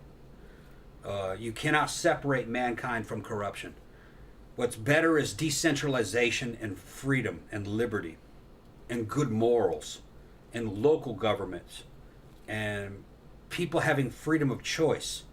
And if one area wants one thing, let them do that. If another area wants another one, let them do that. Don't try to get everybody on a single page of music, because you'll just fucking have to kill a bunch of people because no one will agree with you. everybody disagrees. I'm a live and let live kind of person. And I'm not big into normal fucking versions of the fucking what they're saying about paradigms between left and right. I think those are fake dichotomies that came from basically German social studies from the fucking 20s and the 30s that ended up being the Frankfurt School of Thought, which is all false. It's all on the line of fucking... It's Marxism, which is illegitimate. It is exactly the same as Scientology. Scientology is just a fake version of what the Marxists were doing. It's all pseudoscience with the Marxists. You can't trust them. Let people be people. Let people work things out at a local level. Let people be different. Don't try to force everyone to agree. That will only lead to suffering. Totalitarianism, concentration camps, and mass murder. And history will, I'm not lying, history will demonstrate this over and over and over again. Control freaks try to run shit. When they fail to run shit, they murder people to make what they want happen. Even though these are just other mortal men who are stupid and prejudiced and fucking have fucking bad ideas, okay? No one can be trusted with that amount of power. We were built to be tribal. Let that happen. Protect people from crime, but let local communities figure that out. Thank you very much, Mango. What do you say? Great review of the New York Ripper. Thank you very much. Yeah. And yes, you cannot get it uncut in the UK till this day. That's what I thought. And honestly, it's not that bad. I mean, compared to some shit that I've seen recently, it's really not that bad. You have to get it imported from the US or Belgium. There are also different cuts of it which change the end of the film. Yeah, I mean, New York Ripper, like, I've seen worse, but it is a very misanthropic film. I love Lucio Fulci. I do. I love all of his... I love Zombie. I love The Beyond. Honestly, if you haven't seen The Psychic or Murder to the Tune of 7 Black Notes, I think it was called, that's probably my favorite Fulci movie, which is crazy.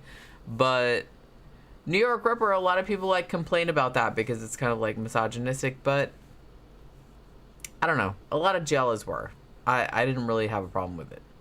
And honestly, it's not my favorite Fulci film, but I like it a lot. It amazes me that you can't get the uncut version in the UK today because, you know, that's crazy. Crazy. Camp Guy says, my favorite name for a male grandkid would be Donis, short for Adonis. I had a neighbor named Donis. I didn't know what his real name was until... Okay. That's cool. That's cool. Let's see. John Gora says, is that grotesque? Grotesque is probably the most intense film I've seen. It's well done, though. Where is that from? Like, what year was it? Where did it come from? Because I don't think I've seen that. Murder Hornet says Video Nasties. I did a show about Video Nasties a long time ago. Because I was in the UK for a while, and I was, like, fascinated by the whole Video Nasties phenomenon. It's just kind of like the whole... And if you haven't seen the very recent movie Censor, I think it came out in 2020 or 2021. It's about somebody that works in the British Board of Film Classification, like the censors. And I don't know, it seems to me like it was very, very arbitrary. Like, you were just like a group of people watching a movie, and it's like, what offended you? Like, why did you feel like this needed to be cut out and that not? So, I don't really know. Like I said, New York Ripper, it's a misanthropic film for sure, but I've seen like way worse, so I don't really understand like why it would be still banned to this day. I really don't understand like why it would still be cut. But because there's really nothing in there that's any worse than anything that I've seen in the last 10-20 years in movies, for real. So I don't know, but I don't know. I've always been kind of like interested in. This is the reason I'm not really into like film censorship. If it's a fake movie, you're having like a group of people watch a movie and say, well, I don't like this or I don't like that or whatever, and like they're gonna cut that out, and it just kind of seems like, I don't know, it's just very arbitrary. It's very arbitrary. And New York Ripper, I think, like fell into that category. Like I said, it's not my favorite Fulci movie. I liked his more supernatural stuff, or his more kind of like, you know, The Psychic is probably my favorite to be. I know that's weird, but that's probably my favorite. But New York Ripper is really good. And I don't really know why they cut it. It's not that bad. Compared to some shit I've seen recently, it's really not that bad. Mango says, yeah, that era sucked. I don't know what area he's talking about. What area is Video Nasties. Okay, yeah. I mean, like I said, it's just kind of like, look, if you make a movie, as long as you're not putting real shit in it. Look, I get the shit about, like, Ruggero Deodato and, you know, Cannibal Holocaust and, like, the real animal deaths. I get that. Yeah, I don't watch that shit. I don't really want to watch a real animal being killed in real time. That's not cool. All right, I get it. I've watched it. Stick that fucking sharp stick through that fucking carrot. That fucking what's that thing called? A Wadamundi? A Kawadamundi. Kawadamundi, and I was like, no, turn that shit off. Fuck that. I don't want to see it. I get that. Yeah, I mean, I understand violence, but I can only enjoy it against somebody that I fucking hate. And you better done something really fucking wrong before I'd fucking really hate you. I'm fucking consider myself to be a forgiving person. You got to be really bad for me to fucking stick a sharp stick through you. You know what I mean? I'm like, and why would you do that to a fucking little innocent little animal? That's what I mean. He didn't do anything. Yeah. He didn't do anything. No, I couldn't do it. So, I've watched it. I don't love it. Yeah. And especially when they kill that turtle. I heard that was a bad when they cut that turtle apart, right? It's flapping. Yeah. Yeah. They just pulled it right out of the water and cut its head off and like pulled it. Ugh. Yeah. Ugh. Kill all the people you want. Leave the fucking animals alone. No, don't. No, none of that shit. Well, not really. Yeah. I'm just saying, like, in a movie. You're right. You can kill all the people you want fake in a movie. Don't do a snuff movie. But don't kill animals for real. God damn, Italy. But yeah, so it was that. Mango said Censor was an interesting movie, but not that great in my view. That's cool. I loved that movie, though. I really, really liked Censor a lot. My brother, Patriot's Revenge, says, didn't The Damned play a song called Video Nasties on The Young Ones many moons ago? Yes, they did. Yes, they did. There was a Young Ones episode called Nasty, and the guys, if you haven't seen The Young Ones, please watch it.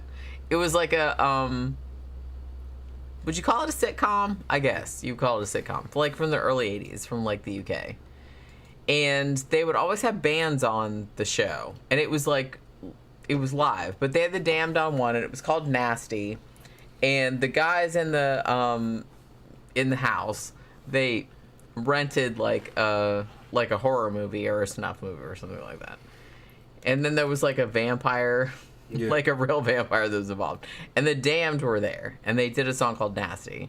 And I used to have that song on my phone. I don't think I have it anymore. But yeah, it's like, it's really fun. That's probably, that one and like the University Challenge episode were probably my favorite ones. Seriously. But, I don't know. Like, what was I talking about? Okay. Mango says, I worked in the film industry for a while, and the classification board could be bought or paid off for a lower certificate. Yeah. And Murder Hornet says, BBC News got in trouble for showing clips of Saddam's hanging. Yeah. Yeah. I remember when that happened. Yeah.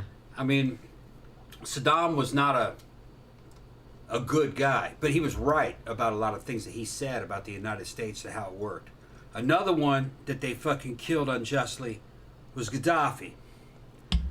Gaddafi went along with everything that the West wanted, including giving up his nuclear weapons. And he was a good ally to us. And because he got in front of the UN saying that the UN was violating their charter and waging more war than preventing it, and then he said we need to get on a new currency that was not the US fucking petrodollar, they killed him 16 months later for that. He said that the fucking petrodollar was keeping Africa and the rest of the world poor on purpose. And fucking go back and look at fucking Gaddafi's. They were saying, well, it's a crazy rambling rant is how they portray it. Go look at it with subtitles. He might have been high, but he wasn't stupid. He's absolutely right. And they killed him for going against the grain. I don't agree with that. I don't agree with that. He didn't do anything wrong. And then they fucked fucking his country up. What was his country? Not Chad. It was, I forgot the name of the country that he came from. And then that country collapsed, and they had, next thing you know, they were having slave markets, and just, no. The UN did they did Gaddafi dirty. You know, it was, I don't agree with that. Not at all. Because he was actually playing by the rules, but tried to free himself.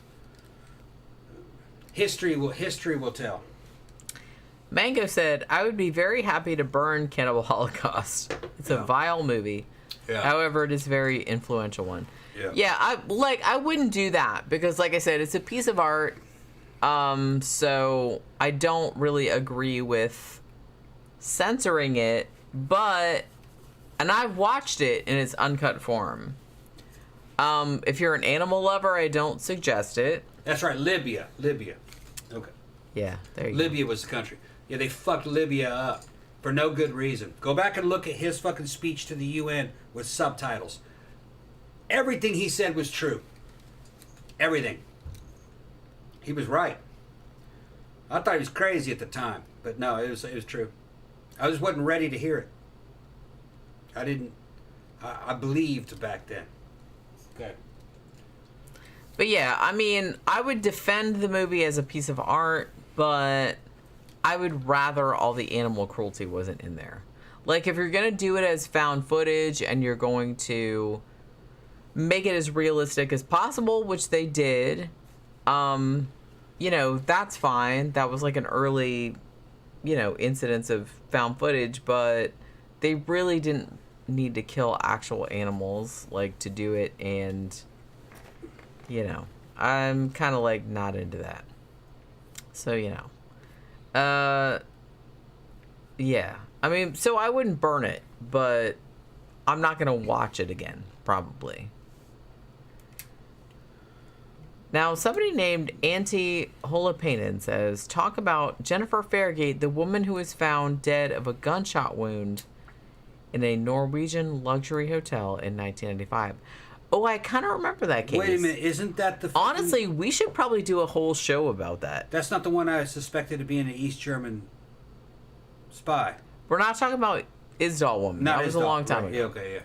But this was like, 70s. Yeah, well, no, that was... 70s, 80s?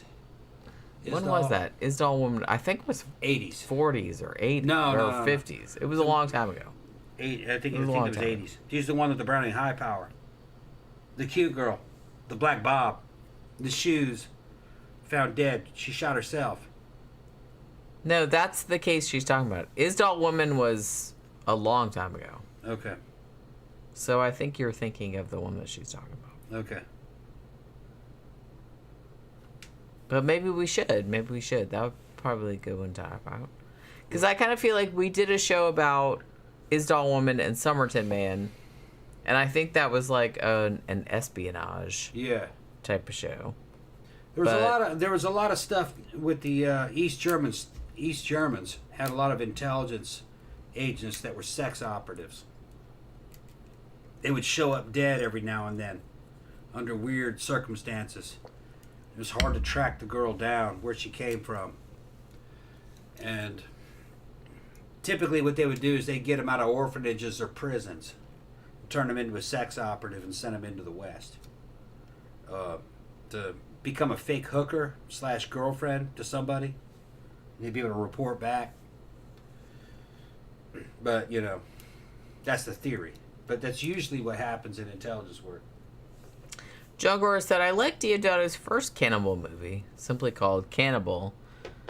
Yeah, I mean, he seems like an alright dude. Like, I've seen interviews with him, and he seems like, you know, he doesn't seem like a dick or anything, but, man, I don't really know, like, why. He wanted, like, the verisimilitude, I guess. Hey, let's kill, like, real animals. So now it's like, it's kind of like seeing Cannibal Holocaust.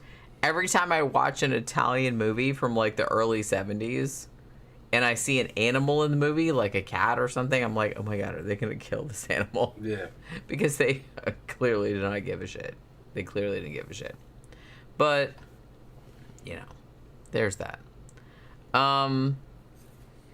Blair Witch and found footage movie stole from it. They did. So I'll give it that much. Cannibal Holocaust was probably the first found footage movie that was presented as such. So I kind of feel like Blair Witch gets all the credit, but Cannibal Holocaust was way, way earlier. And they had some real shit in there.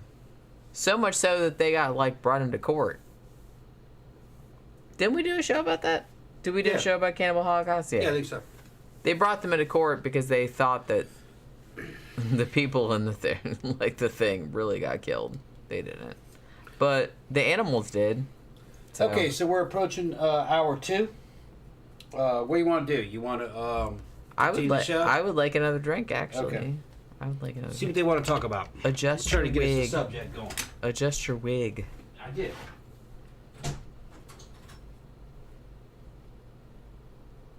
But yeah, I was watching another Italian movie earlier because I'm still doing Giallo July on Flickers of Fear. And today I was watching Death Walks on High Heels. And I just had like a reaction. Like as soon as some character like had a cat in the film, I was just kind of like, oh my God.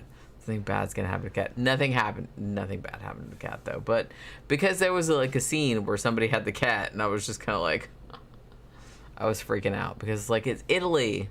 You never know. You never know what they're gonna do. They might kill the cat and like fucking vivisect it. I don't know. They would do that. It was 1971. John Gore said, I think the cannibal cycle sprang out of this African documentaries as Italians were doing. Yeah. Like Mondo Cane and stuff like that. I kind of feel like didn't everybody like rent those back in the day? Mm-hmm. Mondo Cane was like the big one. I never heard of it. You never heard of Mondo Cane? No. Holy shit. Where have you been? What are you talking about? Everybody was renting that in the 80s. Never heard of it. It's a document. It's kind of like Faces of Death, but it was Italian. Oh, I'd never seen it. It translates to Dog World. Basically. So it was just kind of like they were showing you like a bunch of clips of fucked up shit.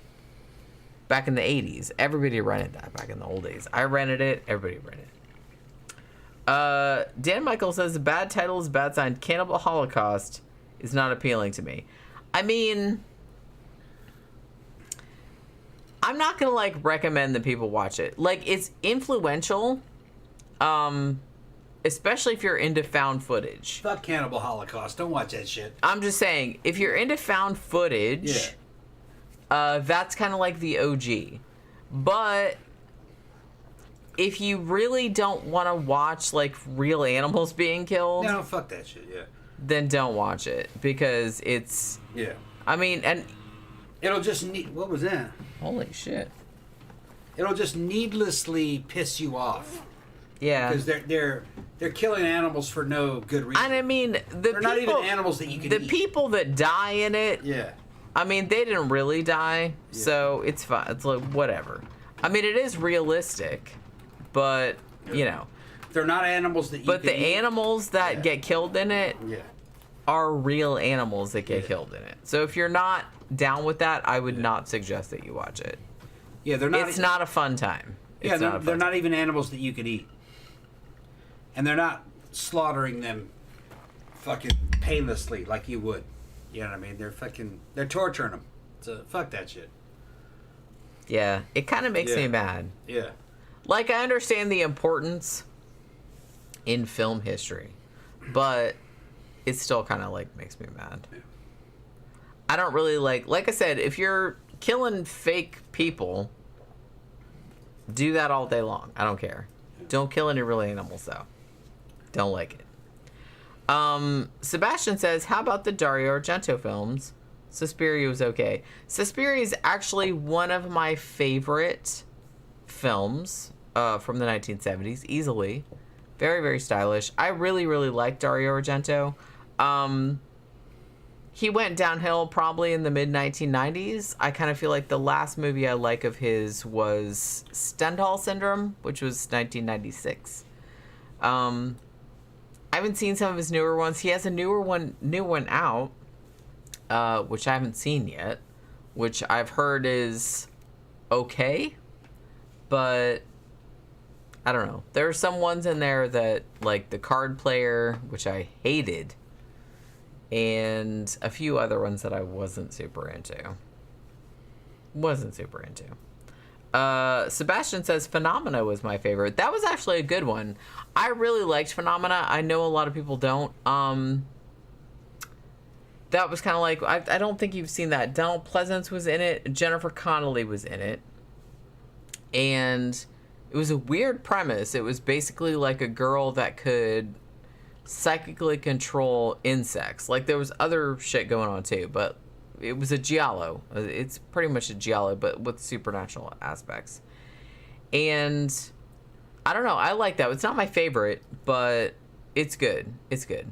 My favorite Dario Argento, probably Suspiria, although, I don't know, Deep Red is up there. Deep Red is really good too. John Gore says Opera was his last good one. Yeah, I agree. I mean, he did some good ones in the 90s. Like I said, I have a soft spot for Stendhal Syndrome, but anybody that says Opera is the last good one, I'm not going to argue with you. Because Opera was really good. That was 87. After that, not so much. Has anybody seen the new one? I've seen a couple reviews of it on my horror channels, but I haven't watched them because it's like, well, I want to watch the movie first and like see how I feel about it. But what's it called? Dark Shades or Black Shades or something like that. Victor says, I never got around to watching Suspiria. Oh my god. Okay.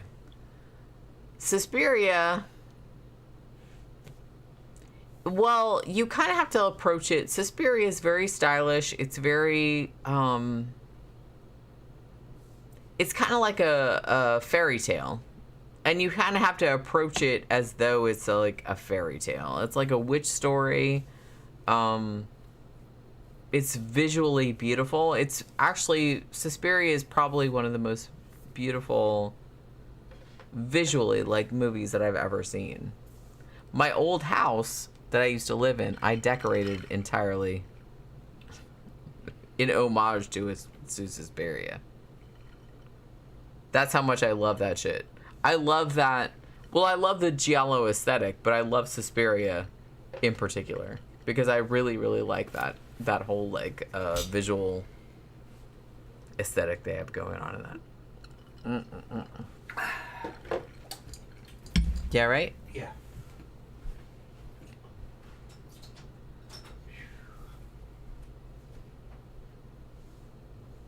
What's up, Pokey? So seriously, nobody's seen the new Dario Argento one? I'm dying. I'm dying to know if it's any good. But I stopped watching his stuff. I watched The Card Player. When did The Card Player come out? Sometime in like the fucking 90s. And it was terrible. And then I watched his... Didn't he do a Dracula? That was also terrible. And then I watched Mother of Tears, which was his... that was probably like earlier, but that was like his third in the whole like trilogy, Suspiria, Inferno, the Three Mothers trilogy. I want to watch it again, but I watched Mother of Tears in probably the mid to late 90s, and I really did not like it. And I was kind of like, this is nothing like the other ones. It's like not thematically similar, and it was just like, it made me mad. But I'm willing to give it another go. I've seen it one time. So one of these days I will watch it again and see how it goes, because I really did like the whole trilogy aesthetic about Suspiria, and for like the whole Three Mothers thing with like the fucking, you know, I liked that whole thing. So I don't know. I was just disappointed by the third one, but we'll see. He's still around.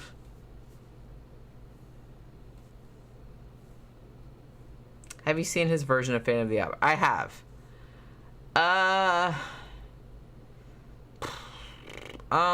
It's not great. It's not as bad as his weird ass later stuff. It's not terrible, but I didn't love it. It was just kind of like, I don't know, man. I just kind of feel like I wish he would go. I don't know what I wish. I just wish that he would just like stop doing what he's doing. What are you talking about? Dario. Oh. I love Dario, I do. But I kind of feel like his best work was pre-1990. After that, it was very hit or miss. And I will go to bat for some of his 90s stuff, like Stendhal Syndrome. I think that was a good movie. And even Trauma was good. I did a review of that. And some of, like, he did Masters of Horror. Remember that series? Yeah. He did one called Jennifer. That was good. So he still has it in him. But man, a lot of the stuff that he did, especially like a lot of the Giallos that he did later. I haven't seen Giallo, the one that he did called Giallo, but man, I saw The Card Player. Sleepless was okay, but The Card Player I fucking hated. It was awful. But I haven't seen his new one, so I don't know. What you doing? I don't know. Fucking trying to get me to do something. Trying to get me to interact, huh? Yeah. She's like, come down here and do something. Yeah. Go play with her. Yeah. Look at your hair. My hair. You know, like, get a brush. No, I'm just fucking got it on. I just got the fucking hair on. That's all. You have to maintain. It's a hair hat. You can't just like put a wig on and like. I don't have a brush. I got a brush over there, but it's got pookie hair in it, and I got a brush in there too.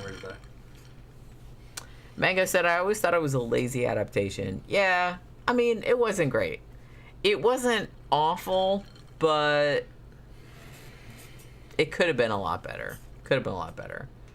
Remember we did that show about, like, the real story behind Phantom of the Opera? I kind of feel like... Yeah, you remember that? Yeah. I kind of feel like somebody needs to make a movie out of that shit. Yeah, didn't we get down to we got down to it that probably didn't happen? Because the locations didn't really fit. Well, I told you, and you were very disappointed. Yeah, I was very disappointed. When you found out that, like, the shit underneath the... Yeah, it was another kind of found footage type fucking show where it's built on something that maybe happened, but no, couldn't have. No. I mean, there is a thing under there like that, but not like it was described in the... People knew how to lie back in the 1800s. They could lie. They still do, but people don't fall for it as much. Yeah. Although, people still do fall for it nowadays, but back then, everybody fell for it. Yeah. Oh, yeah, I suppose so. Right. I guess. Yeah, so... the Jennifer Farragate case was featured in the second episode of the second volume of the rebooted Unsolved Mysteries in October 2020. That's right. We watched... Remember we watched the Unsolved Mysteries? The new one? Yeah. they talked about the case where that woman... What are you doing? Take my shoe off. Oh. Where that woman looked like she shot herself in the head, but some people thought she'd been murdered and that she was a spy. Maybe. Do you remember that? No. I remember. Not at all. I don't remember what you're talking about. I remember that. When's this? What year is this? Oh my god. No, it was kind of vague. He's getting more and more like an old person. No, I'm good. That's very vague. That's very vague. What are you talking about? Wait, what are you talking about? What? What? I remember that. Okay. That might be a good whole show. I have no idea what you're talking about. Just saying. Yeah. I know what you're talking. I know what. I just don't know what you're talking about. What else is new? What else is new? Back up. Say it again. Do you remember the new Unsolved Mysteries? Okay. On Netflix. Yeah. Let's go step by step. Okay. There was a new Unsolved Mysteries series on Netflix. Do you remember that? Kinda, yeah. Yeah, yeah. Are you sure? Yeah, okay. Do you remember that we watched it? Yeah. Because we did. Yeah. Do you remember that we watched it? Yeah. Okay. Well, there was an episode about this woman who died in a hotel room. Okay. That everybody thought was a suicide, but some people are thinking that maybe she's a spy and that maybe it was a murder. Because, like, she put the gun to her head like that. You know what I'm saying? Do you remember that?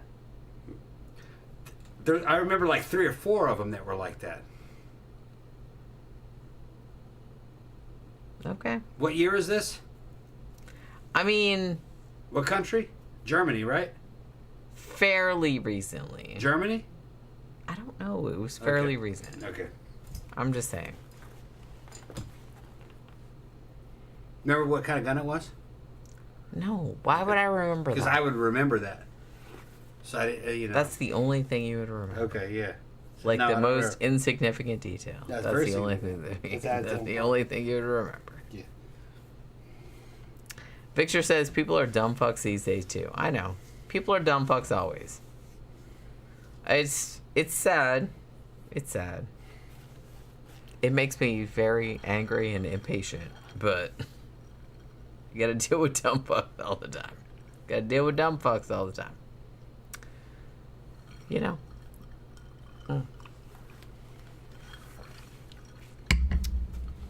The bigger question is... Someone's getting loaded. Well, yeah. Well, so are you. You're loaded. So are you. Yeah, but I backed off. I backed off. Look at her face. Look at her face. Well, I'm just laughing at you because you're like, yeah, that's right. That's right. You being like all superior. What's up, Pookie? Yeah, I can't control her. What's everybody talking about? Victor says, Tom, 1995, Oslo, Norway, 9mm Browning pistol. Yeah. Pistol. Okay, I remember that. It was the Browning P35. Yeah. Okay, so he remembers that. Yeah. Remember that one. That's the only thing. Didn't figure out what that girl was, who that girl was. Well, yeah, that's what we're talking about. Operative. That's what we're talking about. She was. I remember her shoes. She had the little fucking high heel shoes, little short haircut. She looked like somebody that would go to an old fucking club back in those days, during the new wave era. She was some kind of sex operative. Agent. And I remember that pistol was kind of like stood out in the time. Europeans are freaked out about that because, well, that's not a pistol for self-defense. That's a pistol for attack because it's 9mm. I'm like, what the fuck are you talking about?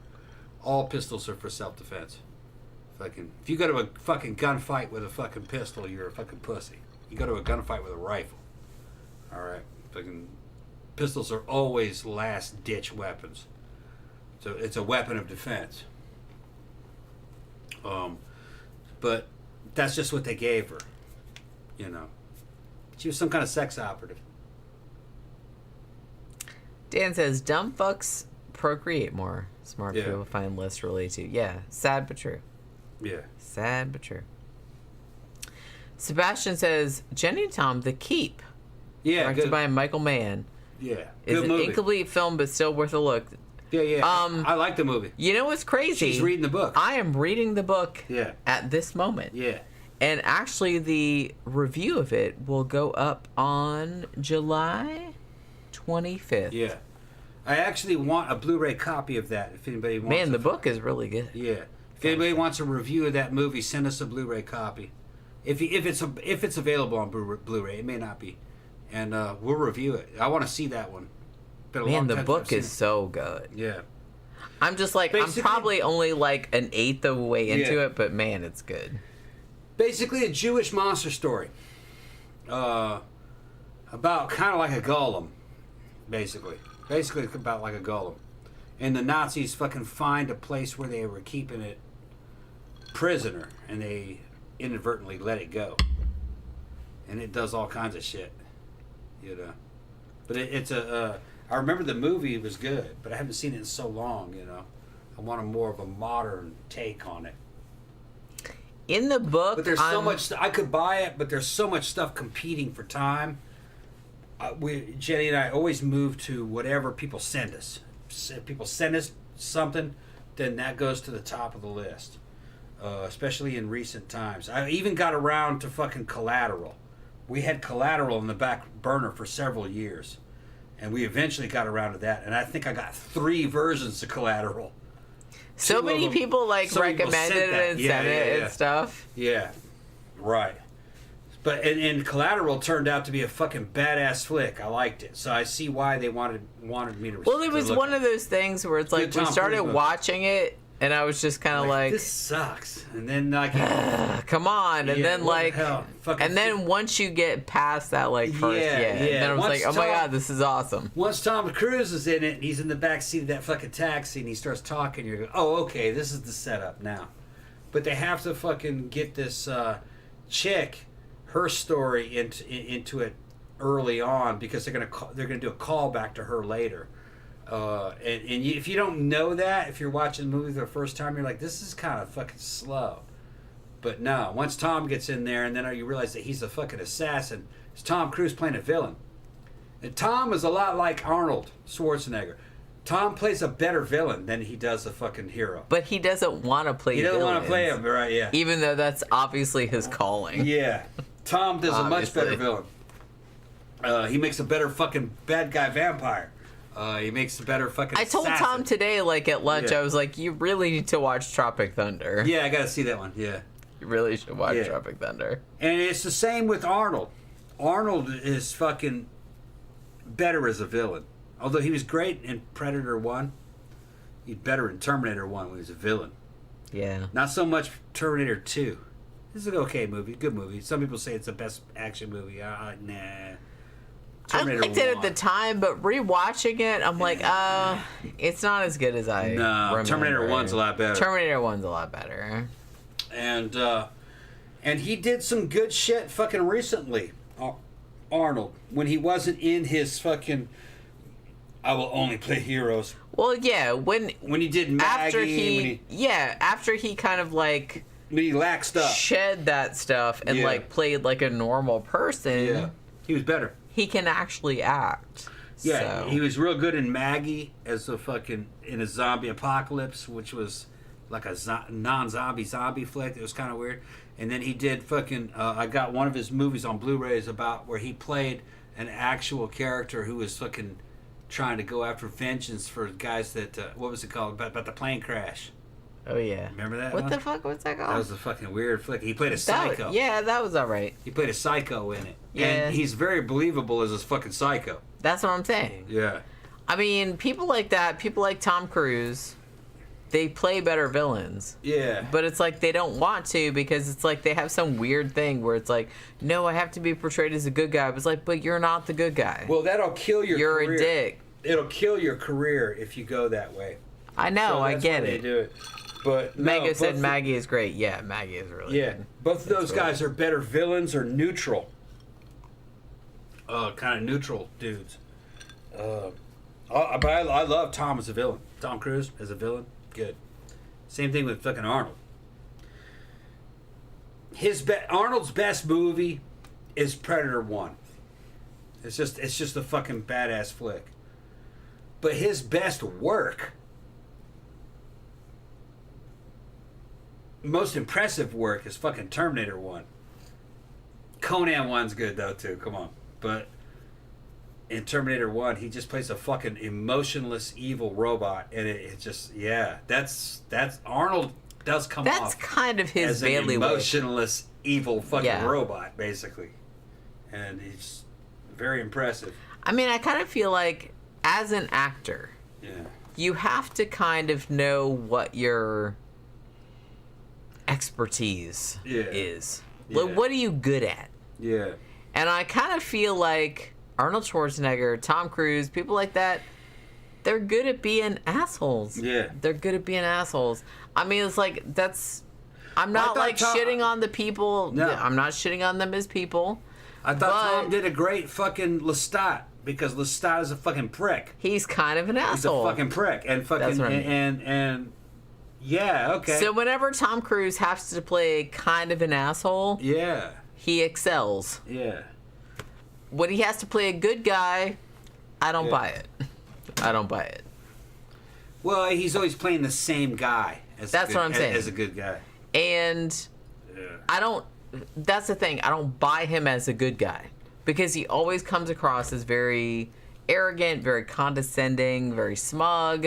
And it's like, those are not qualities that I associate with a good guy. Yeah. So, every time I see him playing a good guy, I'm like, ugh, shut up. Victor's saying that Terminator 2 is definitely the best Terminator movie. You know what? I thought that too until I rewatched it. I rewatched it. No. And then I didn't like it as much. But I don't think it was Arnold Schwarzenegger's fault. I think it was Edward Furlong's fault. Yeah. That kid's very annoying. Fuck that kid. My God. And the story is kind of weird. And there's a leather daddy kind of fucking vibe to it, where you got Eddie Furlong on the back of that damn Harley with Arnold in front, just the way they're dressed. That's fucking leather daddy shit. You know what I mean? And it's just... That movie's too complicated. What made Terminator great is that it was simple, like Jaws. It's almost like a horror movie. Well, it is. I would argue that it is a horror movie. And there really shouldn't have been any kind of exposition or explanations for, what do you call it? The damn cybernet and all that.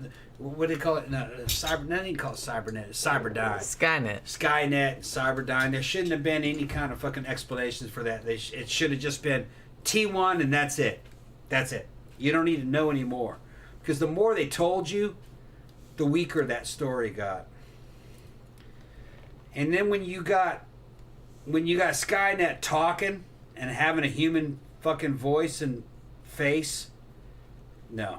You now have just fucking de-empowered Skynet. I'm telling you, man. Skynet was should have been a computer, insect-like intelligence that would never deign to talk to you. You know, shouldn't have been anything that you could talk to. It's just a bunch of code. You know, that's what made it weird. Over-explanation. Yeah, don't explain is right.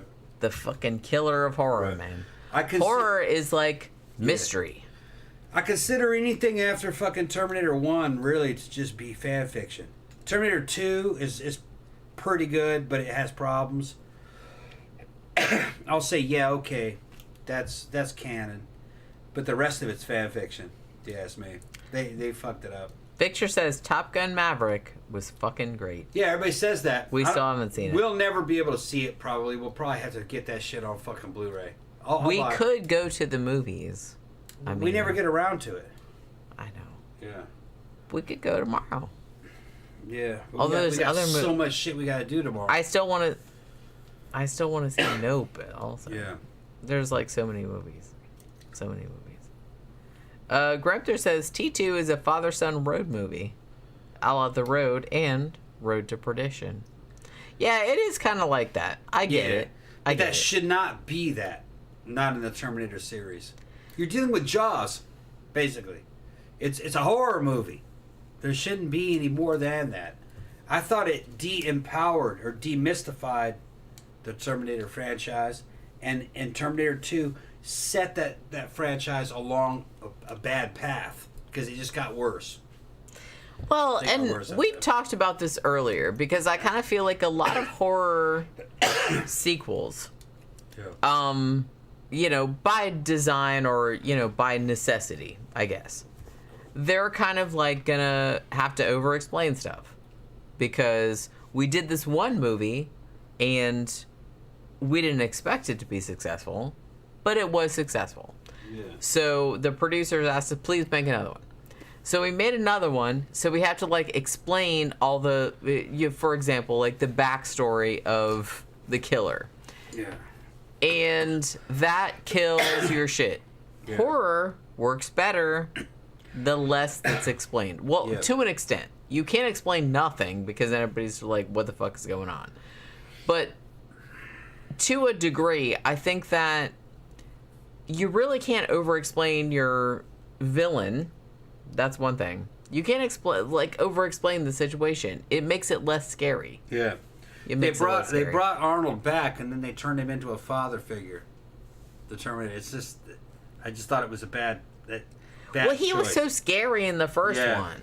Yeah. I mean, because he was the villain, and it was so scary. And it's like, bringing it back in the second one where he was, like, more family-friendly. Yeah.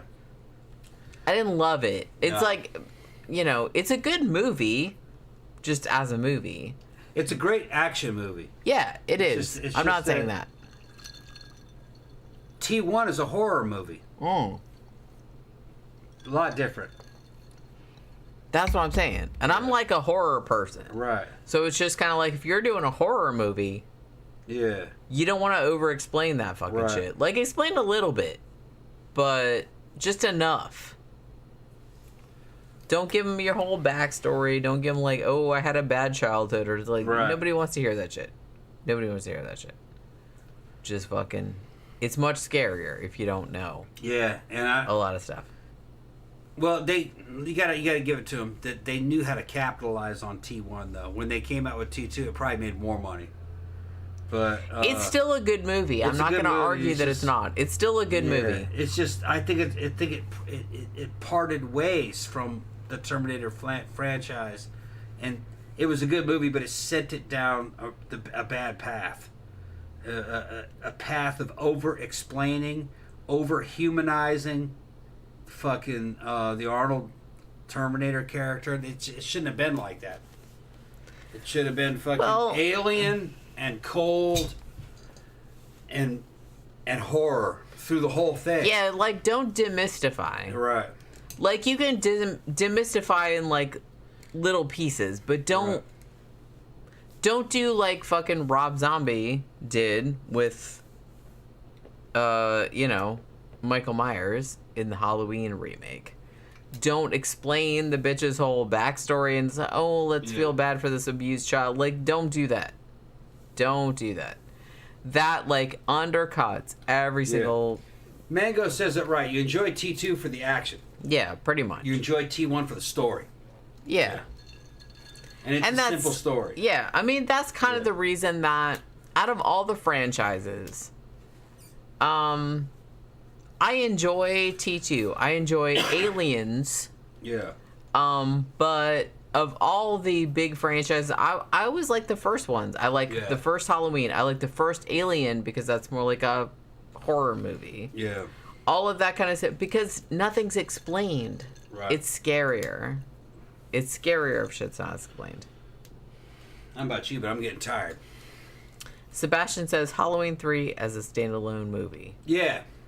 I mean, we're big fans of Halloween 3. Yeah, I like Halloween 3. I like Halloween 3 as well. It's almost kind of like a Cronenberg movie. I just liked it. It's a good movie. Oh. And I saw that one not knowing anything about Halloween 1 or 2. I didn't know anything about it. I just saw 3 first and fucking loved it. You know, I had not been tainted. Well, I mean, Carpenter's whole vision, and I'm not shitting on it because it's like a good idea. He was like, look, I made a Halloween movie. It was a slasher movie. He's like, I want to do a movie every year that's based around Halloween, but that's different. He wanted to do, like, essentially like an anthology, but spread out over, like, we'll make a movie every year, but it's like an anthology. Which is a great idea. But producers, not so much. weren't really into it. So Halloween 2 is essentially like the same thing as Halloween, but you know, the same night, and it's like a continuation. But when he did Halloween 3, he's like, fuck it, I'm just gonna like do a completely different story. No Michael Myers, no nothing. Yeah. Stonehenge. Yeah. And if you like look at, like, I can get why people didn't like it at the time, but I don't know. I kind of feel like a lot of people like it nowadays because they're not seeing it in the same context. They were homaging it in the last fucking Halloween we saw in the theater. Sure. Yeah. The masks and everything. That's right. Yeah, remember? Yeah, I know. Mango says Halloween 3 is great. I love Halloween 3. Yeah. But it's its own thing. It's its own thing. Gramthars says Top Gun Maverick just surpassed Avatar in the $1 billion club. But 3 Avatars are in the hopper. I mean, did anyone ask for that though? Because I don't even really remember the first Avatar. I saw it, not in the theater. I didn't like Avatar. I didn't like it or dislike it. Yeah, I wasn't really impressed. It was just kind of like there. Yeah. Somebody, I don't know. I just watched it and it was just like, is Black Phone good? Thinking of buying it tonight. Never heard of it. No, it's the one that's in the theater. Ethan Hawke is in it. It's just like it's a new Blumhouse. Never heard of it. I've told you about it several times. But yeah, I've been wanting to watch it. I still haven't watched it yet, so I don't know if it's good or not. But a lot of people, I don't know. I've been seeing like mixed reviews. Most people say it's good. We haven't been to the theater in like forever. I wanted to go to the theater and see it. Several movies. Black Phone, Men, Nope. There's like a bunch of movies I want to see. Yeah, we had one Nope. Was Nope any good? I don't know. It just came out. It just came out. It's All at the theater. It's at the theater now. Avatar was Dances with Wolves with blue people. Yeah. Says my brother. Yeah, I saw right through the fucking blue people angle. I was like, oh man. You know what's weird about They should have been. They're not alien looking enough. They're just blue people. The weird thing, the thing that kills me out of Avatar is that this movie comes out, it made, what, like $40 bajillion. It made a lot of money. And it was just kind of like, but 5 or 10 years later, nobody talked about that shit. No. It was like not memorable. It was kind of like Elves. It was like, I saw it, like somebody, like I used to work with a guy who pirated like a whole bunch of movies. So he would just be like, hey, want to watch this? I'm like, yeah, why not? So I'd watch it. It's free. And I'm just like, yeah, okay. And it was just kind of like, I didn't have to pay for it. So I watched Avatar and I was just kind of like, yeah, okay, cool. It really didn't. Sexy blue people.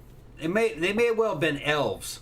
It's the same thing. They're so close to humans. It's a good movie. It's just another version of a human. But it's not really that. Fuck all that shit. It wasn't really. I don't know. Yeah. It didn't have that thing that made me want to like. You know? Yeah. I don't know. But the thing about it is that I don't know. I have very idiosyncratic taste, I guess. I see movies that are like that nobody gives a shit about, and I'm like, oh my god, this is the best movie ever. Yeah. And then like that happened. Camp Guy said, I remember we had a family movie day at Christmas. And we took my 88-year-old mother to see Avatar. She was borderline catatonic. Yeah. But was able to walk to the theater. It's funny. I mean, so they took an 88-year-old to see fucking Avatar. What'd she think of it afterwards? She's like, oh, it was great. Then she fell asleep. John Gora said it was no Matrix. Yeah. And to be honest with you, even the Matrix... The Matrix wasn't Matrix. Matrix wasn't all that. Is this a hot take? Yeah, the first one was okay. They got worse as they went. Yeah. I mean, I saw the first Matrix, and I was just kind of like, eh. Yeah. Seen it. I don't know. I liked Blade a lot better than Matrix. That was around the same time. The Matrix was Blade good, was but it's like, I don't know. It didn't really like make that much of an impression. The way that it made. I don't know. Maybe it might be because we've been in like the goth scene and all that kind of shit for like a long time. So like Matrix shit, that was like old hat. So by the time that came out, I'm like, yeah, cool, seen it. Yeah. I wasn't really like that. It's like, yeah, this is cool, but I hadn't. Right. I don't know. It wasn't really that original. Like, it was cool, but it wasn't that original. It wasn't original. So, I don't know. Maybe it was that. I don't know what it was. Victor said, when I worked in the oil field, I pirated Pacific Rim so I could watch it at work, and it was in Russian. Still watch it, though. I mean, Pacific Rim is, well, it's pretty good. Giant robots. It's pretty good. Yeah. Yeah, but he's like, Hugo says, I like Dark City better than Matrix. I'm going to agree with you on that. I don't think you've seen Dark City, have you? I've seen bits and pieces of it, I think. It was real complex. It kind of reminded me of Brazil in a certain way. I'm going to agree with you on that. Remember the movie Brazil? Yeah. I haven't seen that in a long time. I actually like Dark City better than The Matrix also. So, you're not alone. I will show you Dark City one of these days. Okay. You would probably really be into that. First Matrix came out when I was in high school. It was great. The rest sucked. Couldn't even finish the last one. Mango says, the Matrix movies are very overrated. First one gets better after second viewing, and it should have ended there. Yeah. I bought them all on Blu-ray in a big set for like $10 used online. And I watched, I think, 2 or 3 of them, and I was just like, I lost interest. They were movies of their places and their times. You know what I mean? They're not impressive by today's standards. Well, that first one had good special effects. It did. Yeah. But that was But by the time that the first Matrix came out, like, when all those, like, ideas were just, I was like... Yeah. I don't know, like, we've already done that. We've already been there, and I was just kind of like... It was futuristic in its day, though. It was... Like, I get that... Yeah. I don't know. I get that maybe that was, like, the first mainstream acceptance of it. Yeah. But I was just kind of like, yeah, okay. It really didn't seem that, like, fucking out there to me, and I was just kind of like, okay, cool, whatever. I wasn't really that into it. And then... I didn't even bother, like, with the sequels, to be honest. I mean, the first one's good. But, I will concede that probably Dark City is better. I do like Dark City better. Hugo says Brazil is a great flick. It is. Terry Gilliam, yeah. Terry Gilliam. He's the fucking man. But Blade is better. Yeah, I agree with that also. Cam Guy says, movies I watched with my young son. The Matrix 1, Taxi Driver, Vanilla Sky, Fight Club, Being John Malkovich. He was nice to pause the video games and watch old movies with me. Now, see, this is what's interesting to me. How did the kids react to something like, for example, Being John Malkovich, which is a great fucking movie. I love that movie. How did they react to that? I have no context from which to get to that. Camp Guy says the Grifters, young Annette Bening, topless scenes, awesome. Have to agree, Dark City is far better. I mean, I have to show, like, Tom Dark City because, I mean, I don't know, like, Dark City, it was there first, one, and I don't know, it's just a better film. The Matrix is good, but I kind of feel like Dark City is, like, a better film. I don't know. Camp Guy said he didn't say much about it. He was probably 10 years old as well. Okay, well, I don't know. I'm always kind of, like, interested how people that didn't grow up with it react to stuff that they didn't grow up with, you know.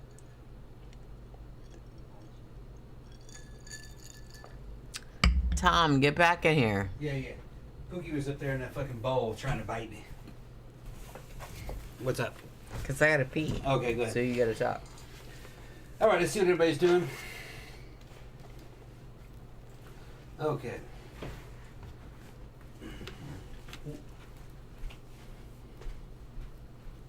We're talking about Blade Runner. Hugo's talking about Brazil's a great flick. Yeah, Brazil's a great flick. It was weird because it wasn't.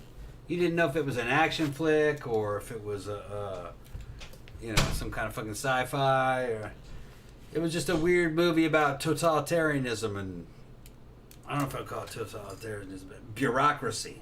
More about bureaucracy. You had a bunch of different characters and it didn't have anything to do with Brazil. But what was his name? Fucking Robert De Niro was in it. He played a terrorist that would come into your window and fix your plumbing.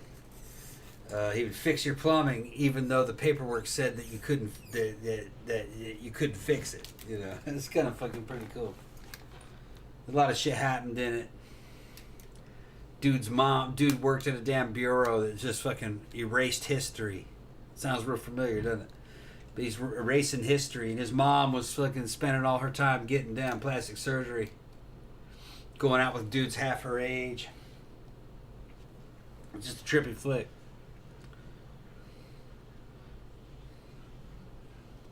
Yeah, it was a guy from Monty Python that did it. Now, Danny says that the Matrix games are actually better than the movies. I never played them. There was a game I used to play that kind of reminded me of something out of the Matrix. It was called Blood Rain. And I think I played a couple of them, like Blood Rain 1 and 2 for the old Xbox. You could slow time down. You could play this vampire chick named Rain. It's pretty good. I think you were fighting Nazis or something. And it's been a long time since I played it. She could do all these fucking backflips and all these kicks and acrobatics, and she'd do it in slow motion. You had guns. You also had, I think, fucking chains that would fly out and go into guys. They had like a needle on there. You could drain their blood. All kinds of weird stuff. You draining blood? Yeah.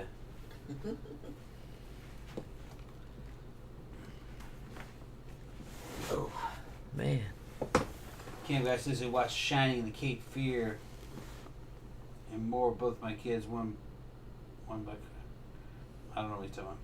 Well, he's talking about like watching movies as kids, because I was asking about that. Oh, okay. I don't really know how people that are kids nowadays that don't have the cultural context, how they would react to stuff like that. So it's like really interesting to me. No, I think young people like all those movies. I've been watching reaction videos. They like all that shit. They understand it. They understand it. My brother says, yeah. My kids, because he has a bunch. Yeah. Oh, hang on. Dismiss. What is that? Dismiss. Oh. It's a email from Amazon. My kids mostly roll their eyes when I try to get them to watch older movies, except for Spaceballs. That one is very popular. It's funny. Says my brother. Yeah, he has 2 older girls and 2 like younger boys. Yeah, how old are they? You need to watch them. The girls are teenagers. The boys are probably. How old are your kids now, You Eric? gotta get them to watch horror. Yeah. They're probably horror. Like tweens or like I think they're getting to that age. It's been a long time. I don't know about you, but I'm getting hungry again. Calm down. Yeah. I said I watched The Shining, Cape Fear, and more with both my kids. That one by Kubrick with the Doctor Strangelove deal. Okay. I mean, I don't know. Like I said, I'm always kind of interested how children that grew up without that cultural context, how do they... Well, I mean, it's not that weird because, like, I watch silent movies, and I watched like shit from the 50s and stuff like that, and I wasn't alive back then. Yeah. I don't understand the cultural context, but I can put myself back in that time period, and I can still enjoy stuff from the silent era, for example, or from the 30s or 40s or 50s. I still watch stuff from back then, and I can still enjoy it. So I imagine that, like, people nowadays would still have that, maybe. You don't know. You don't know. Patriot says youngest is 16 now. Damn. Holy shit. Seriously? How long has it been since I've seen you? Wait, your youngest one is 16 now. That's what he said. Fuck, where have I been? Where have I been? Hanging out in here. Holy crap. Yeah. Holy crap. Working. I Doing guess. shows, writing stuff, doing reviews. Man. Been working. Time's been going on. Yeah. We need to, like, get to, like, seriously, Amanda's coming down in October. We need to, like, go do some shit. She's coming to, like, the Disney parks. I can't afford that, but we'll meet up. We'll meet up. 16. Holy crap. Camp Guy says, Cape Fear, been 14 years since I think we're like, okay. I watched The Godfather, one cold opening with my daughter, because it's got that mortician dude whose own daughter drank whiskey with his boys to tour. I mean, I don't know, this is like kind of some, because I watch like a lot of horror channels, and a lot of horror channels nowadays, the people that do the horror channels, they have children who are teenagers or in their 20s. And they will show the movies to their kids because they're as curious as I am. Yeah. How do they react to something that happened like way before they were born? What's the reaction?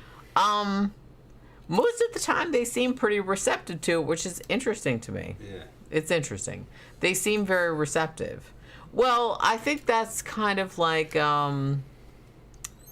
have to think like in modern, you look at something like Stranger Things or something like that where they're using like 80s shit or something like that. And it's just like so it's very relatable, I think, to people that weren't born in that time period. Yeah.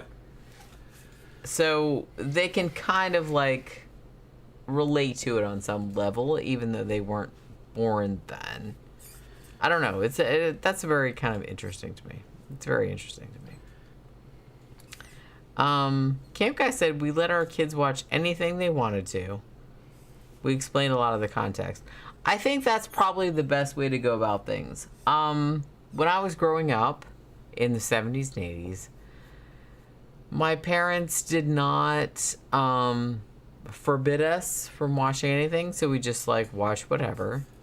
But if we wanted to ask them about stuff, we could. So I think that's kind of the best way to go about things. You getting impatient? Yeah. You getting impatient? Yeah. You hungry? Yeah, I'm getting hungry. What are you gonna make? It's getting late. What are you gonna Grilled make? cheese sandwich. Okay. Or something like that. You got tomato soup to go with it? No. No. Of course you don't. No. Take too long to make that. Oh wait, I got an email from my. What happened? I'm sorry, I got an email from my sister. All right. Speaking of family members. All right, so Tom's getting cranky. She can blame it on me. So. We've been on for 3 hours. So I'm gonna have to put him to bed. Yeah. No, I'm gonna cook. All right. So hopefully, okay. Well, we'll see you guys on Sunday, and we're gonna be talking. I'm gonna spoil it. Yeah. On Sunday, we're gonna be talking about the Tobe Hooper movie, Invaders from Mars. Yeah, it was a good movie. Because we just watched that last night.